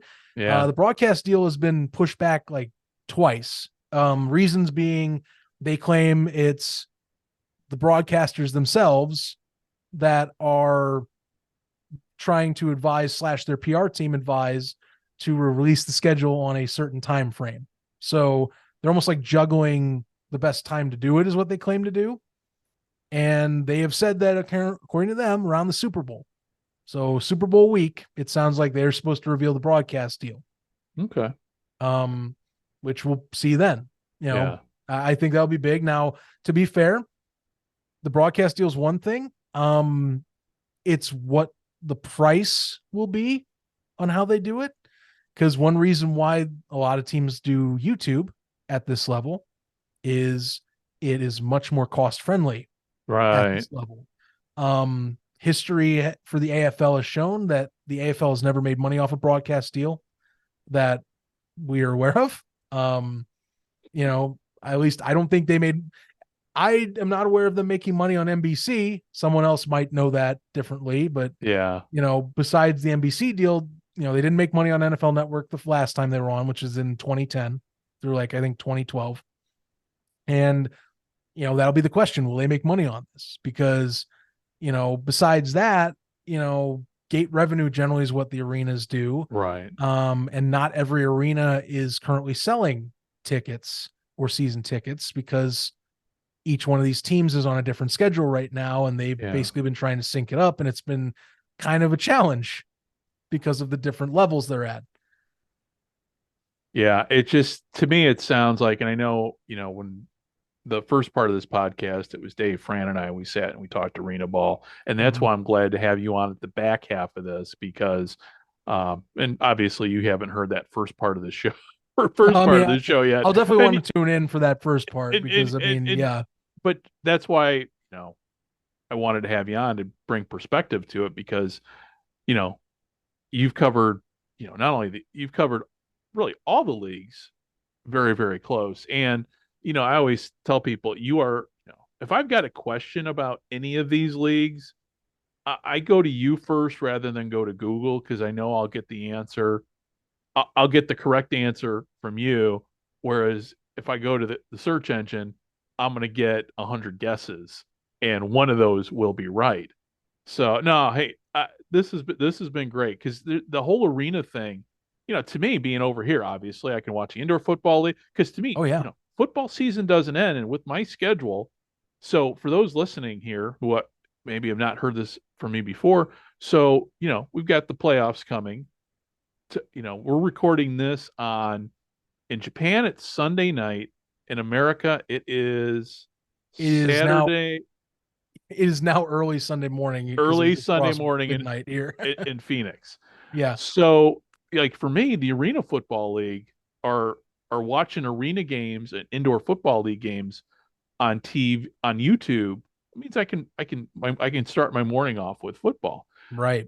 So I mean, I'm hoping that the AFL just says, "Hey, we're gonna," but I still have access to NFL Network and and those things are great. But going back to what we said, with streaming, just how crucial streaming, I think, is for these new leagues, and how really, like you said, they need to get their act together and start. Let's get a plan here because they really do. They really do. And I'll tell you what, there's even more that really this grinds my gears. I don't tolerate poor social media in 2024. In this day and age, you have to have it. And I'll tell you, the teams themselves, it depends on the team. Yeah. A chunk of them, I would say, have all the platforms and they use all of them, but there's some that don't, like they only use Facebook, which is the default arena community. I'm going to be honest with you. Facebook is where most of the arena fans exist. Okay. Not as much on Twitter, not as much on Instagram. There's more on Instagram than Twitter. I'll give you that. But Twitter's become a cesspool anyway, and a lot of people are banning Twitter anyway for obvious reasons. I mean, it's changed a lot. Yeah. I mean, there's people that have left, you name it. Facebook's been the de facto arena place. So like what's happening is some of these teams that are being run that are like from the smaller scales, like I told you, they're going to the comfort food. Yeah. But the thing is, you have to be on all of the big three platforms. TikTok, okay, lenient. I get it. If you can't do it, you can't do it. But Instagram is photos. Yeah. Twitter is basically photos and text. Little text. Facebook is the same and is a combination of both. It's not that hard. But what happens is that you have these teams like, I'll give an example, Oregon, who used to post on regular on X and Insta. They haven't been doing it lately. It seems silly, but as a guy that's watched some other arena leagues struggle, I'm looking at you, NAL, by the way. Social media gets neglected a lot of times as a professional tool, and they're having struggles. Now, at the league level, it's a different weird mess. Right. So, Greg, you'll get a kick out of this. So they have access to their Twitter and Instagram. Back in November, they actually used their Twitter and they liked posts that were talking badly about the league for some reason. So that was dumb. Whoever's running that. They also made claims of certain games happening week 1 that didn't happen. For example, they said the Chicago Rush and the Firebirds were going to play week 1 at one point. And that is an old reply, hopefully deleted at this point. They also have named their Twitter account, and credit, this is their website name, but they don't do it for every other account. They've named their Twitter account Arena Football USA, but the others are named Arena Football League. So another disconnect on the brand name. Then you go to their Facebook, and I know you want to say something, but I have to say the Facebook one before you. Oh, no, that's okay. They haven't posted on their Facebook page since May 22nd. Yeah, that's bad. And there's hints, and this was asked directly to Lee Hutton in not his most recent appearance, but in his one 3 weeks ago I talked about earlier in the show. And apparently he claims that is problems he's been running into is some folks are not complying with the certain accounts, and maybe some changeover happened and they didn't give over the keys is what it sounds like. So you can see how this is very frustrating. Yeah. Because if I'm sitting here and I feel like I can partially run these things out of my off time, it really is frustrating when you have the AFL brand and you can't professionally run your own social media. And most fans won't give a crap. They just want to buy the tickets, and as long as it exists and it looks good enough. But like, I care because I know that doesn't look good and people will talk about it that way. And it means a little more when you can have it consistently across everything. Yeah. And and Commissioner Hutton said on shows, he keeps tabs on that stuff. He knows, he listens to fans, but like, that's going to have to come to roost soon. because of the TV deal dropping soon, it would be nice to have all 3 accounts active to post the television schedule. Right. Which Yeah. you need to have everywhere. Yeah. And in spring football, which arena football, indoor football, It's in UFL, that category. Because all those leagues right now are really competing against one another for eyeballs, for attendance, for tickets and all that.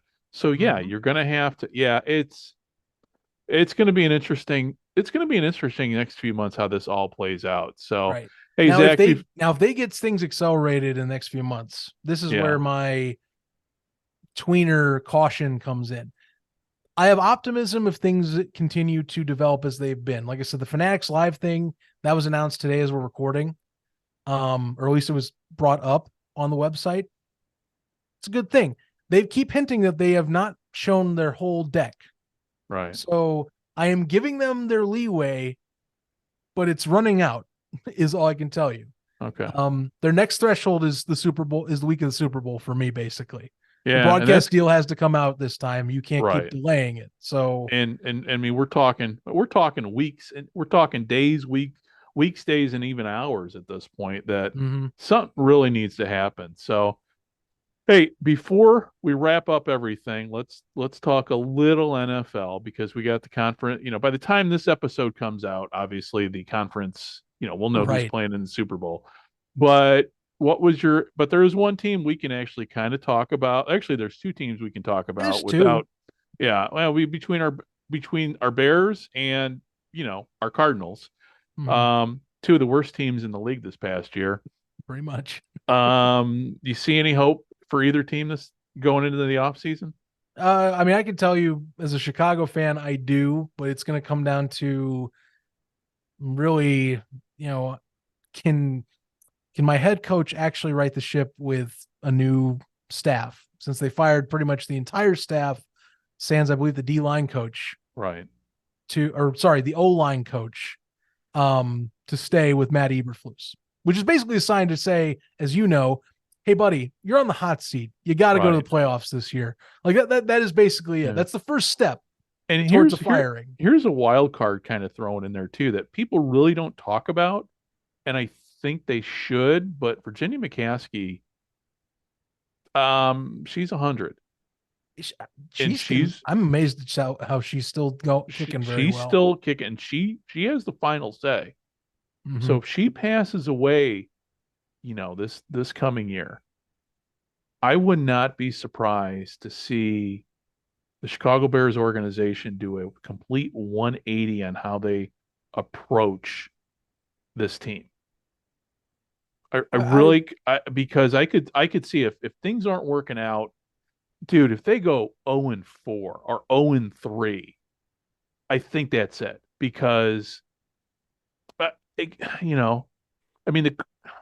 I just don't see how he could keep his job if they start failing right out of the gate, which, we know it could very well happen. Now, the Cardinals, on the other hand, go ahead. We'll stick with the Bears here. I'll wrap up. I'll wrap up my thing because I do the Cardinals. I do want to hear yours because I do kind of follow them out here, getting better. Kind of got still a Bears fan at heart first, but Virginia does have the final say.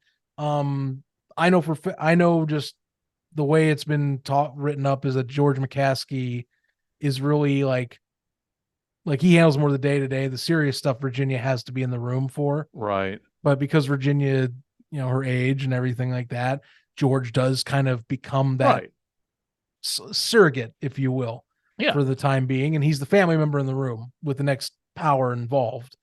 And basically he'll be the one taking over the organization when she passes away. For the organization though, I mean, I'll give him this. Kevin Warren, I think Kevin Warren is an office guy, great hire to me, and is someone that I don't think takes crap.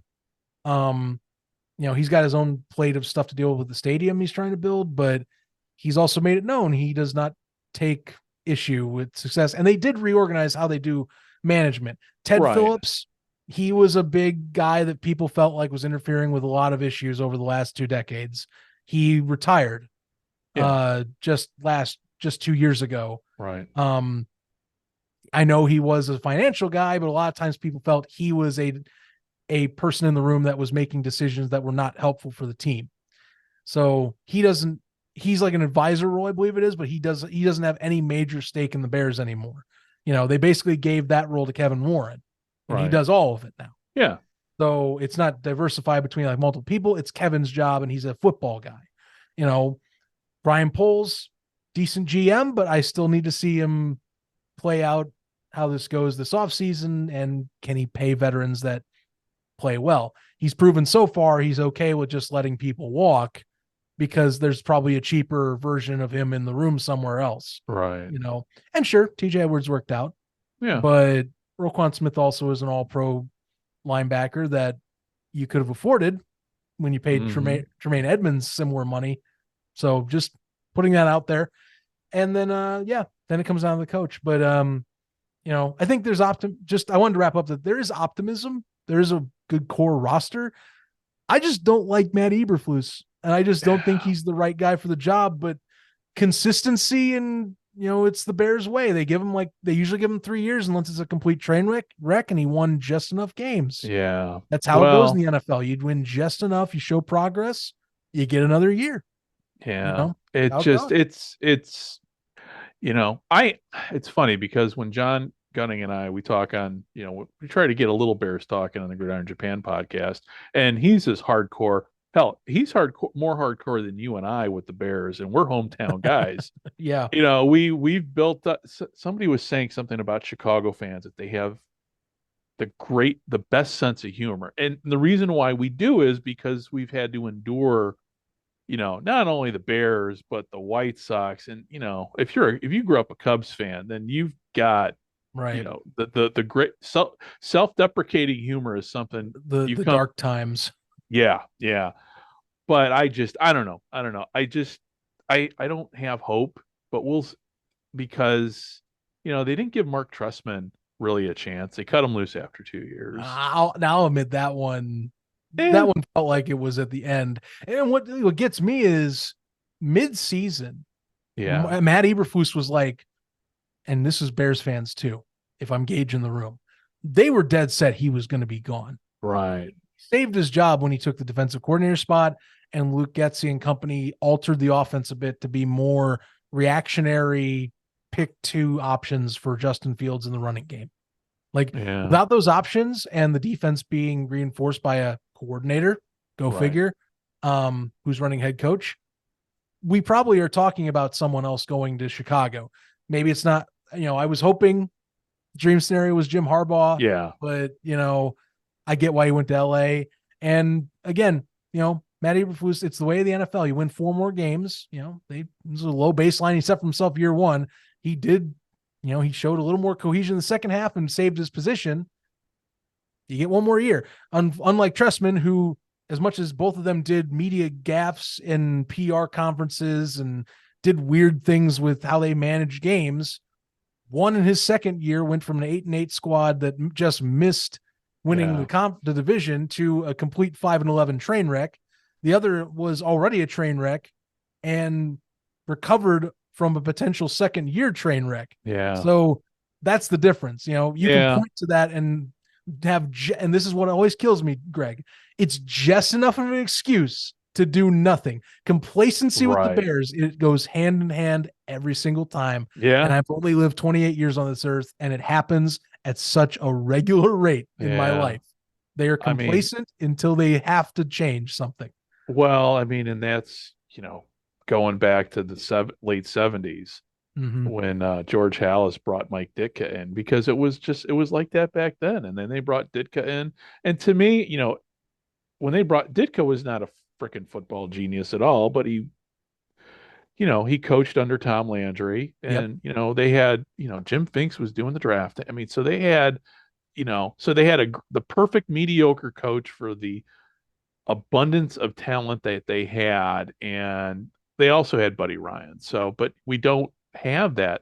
So I don't know where we go with the Bears. I guess just hope, again, hope is not a plan, but that's all we got. You can do in the NFL. It's not like we're worrying about survivability of a team. Right. It's just Do you get the jigsaw puzzle put together right this time? That's all it is, And then for our Cardinals, to me, the team really fumbled the ball for the season when they introduced the new uniforms.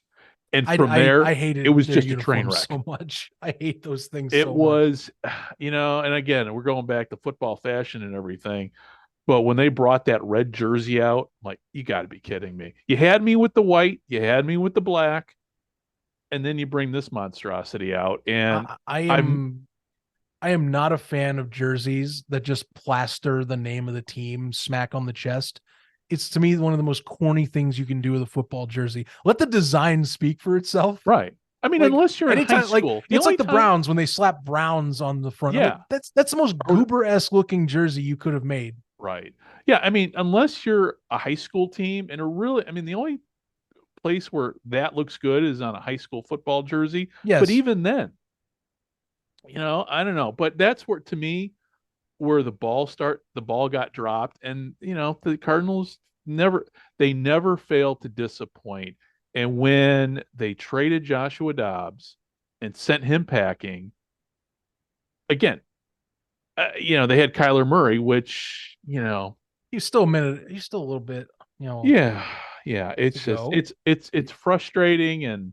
But then again, these are two Chicago teams, and for those who don't know, the Arizona Cardinals roots, I mean, they were a South Side team, played at Comiskey Park, played at Soldier Field too. So they're a South Side team, and it's the Chicago curse, I guess, man. So you can correct my history on this a little, but I was doing a little reading upsies, if you will, on kind of the Cardinals' move to St. Louis back in the day.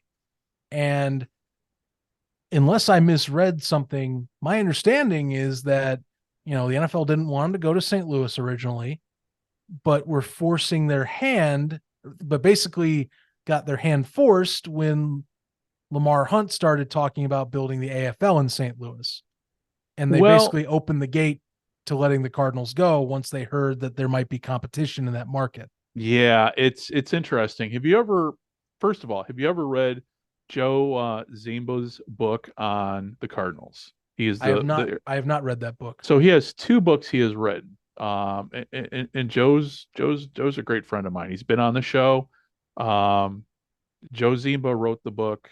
Joe Zim, I can never pronounce his. I mean, Joe, I know you're probably listening. Please forgive me. But anyway, the first book he wrote about the Cardinals was called "When Football Was Football." It's one of those books that is so old, you've got to order it from the library. It's no longer in print. Okay. The only print copy that I know that's available is sitting at Randy Snow's house, who does the World of Football podcast, because I let him, when I moved, I gave him my copy that Joe signed. I gave it to him to read. So that's the only copy, and you can't, but you have to go to, but believe it, well, you're down in Arizona too. So I got a library card. So no. What I'm saying is, he does lectures during the year when he's retired. So he comes down to Arizona. So does he now? And now is that time of year where he's kicking up with his lectures at the library. He's done at Mesa Library. He travels around the state, does lectures about the Cardinals and the history of the team. So he's got that book, and then also too recently, he just put out within the last year and a half, his book on the Bears and the Cardinals. Okay. And that'll have those books will answer the question, but in a nutshell, why the Cardinals moved to St. Louis, it was just a combination of factors. It was the AFL. It was the fact that with two football teams in town and the way the blackout rules were back then, Chicago football fans couldn't see any of their teams on TV. Yeah. And so that and it was just a lot of things. Plus too, the Cardinals were losing money too. I mean, they were losing money, but they were always teetering right on the edge. And the Bidwells have been horrible owners for decades, and it continues to this day. I don't care what anybody says about Michael Bidwell. the reputation of the franchise has taken a huge hit with him at the helm. From what has been alleged, from the product on the field, Yep. to the uniforms, and the uniform, that's a sidebar.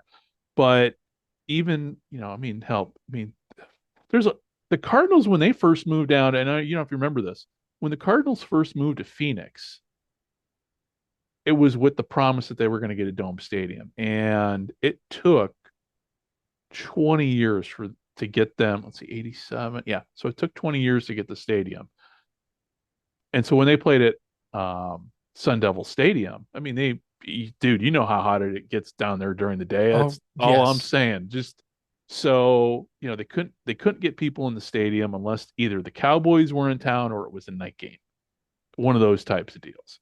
So they get the new stadium, they start bringing, the fans start coming, but you think about where the Cardinals have, they never put a quality product on the field.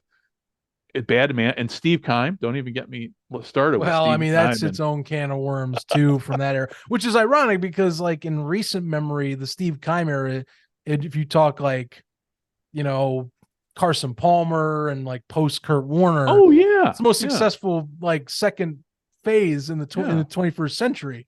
Right. Like they were one blowout loss away from going to a Super Bowl with Carson Palmer and company. It's still kind of crazy to think that they were, if they just had their A game for one night in Carolina, they could have changed how that was going on. They've had quality coaches down there. Ken Wisenhunt to me is still, everybody talks about Bruce Arians, but Bruce Arians didn't make it to the show with the team he had. They should have gone to a Super Bowl, but Ken Wisenhunt was able to get a 9-7 team, and it really managed that team well, because if you remember those playoffs for that Super Bowl that year, the Cardinals looked nothing like they looked at the end of the season. When they started that playoff run, they were fresh. It's one of those where they peaked right at that time. Even their record was crappy, but everybody was healthy. Edgerrin James hadn't really played all year, so he had fresh legs, and it was a magical season. But other than that season when they went to the Super Bowl and that 2015 team and that Bruce Arians run where they had potential, but it's just been nothing but disappointment. So I'm curious to see where we go from here.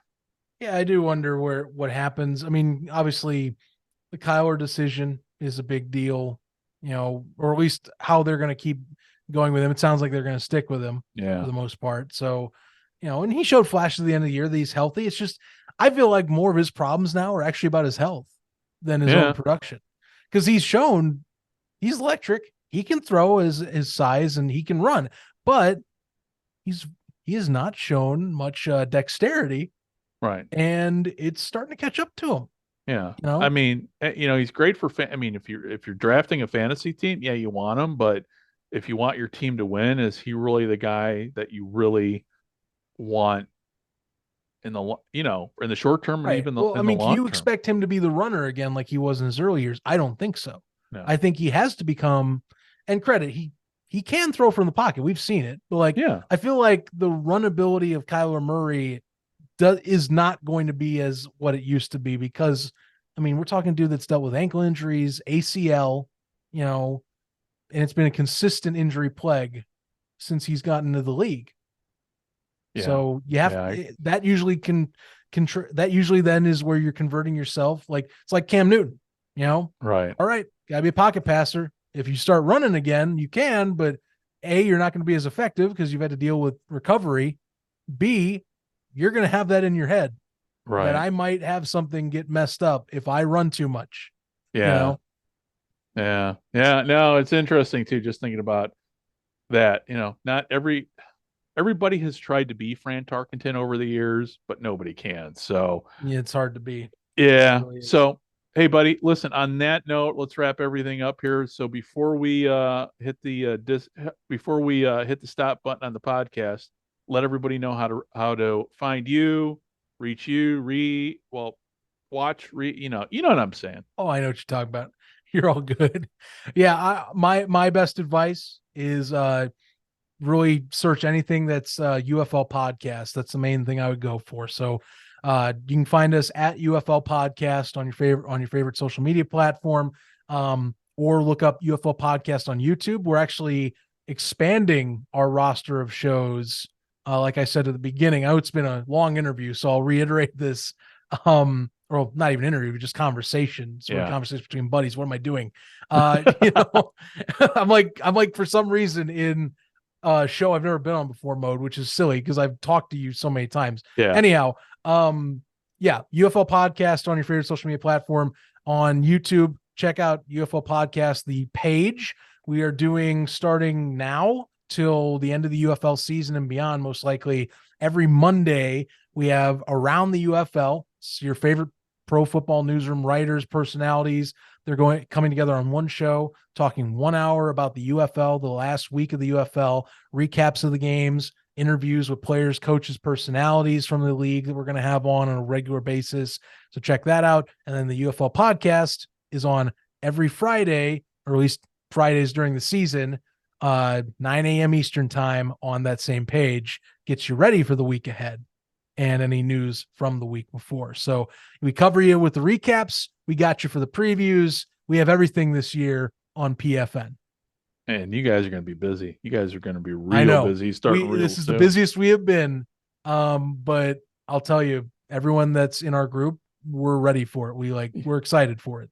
Yeah. Yeah. Well, I'm looking forward to tuning in too. And I know I'm going to be listening more to you guys as the year progresses. So, and if everybody out there with our little podcast, hey, we now have a Facebook page. So we are. All right. Yeah. We're at www.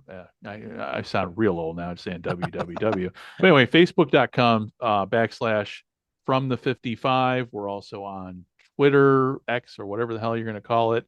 From the 55. Dave, Fran, and I are old guys, so we're not doing Instagram right now.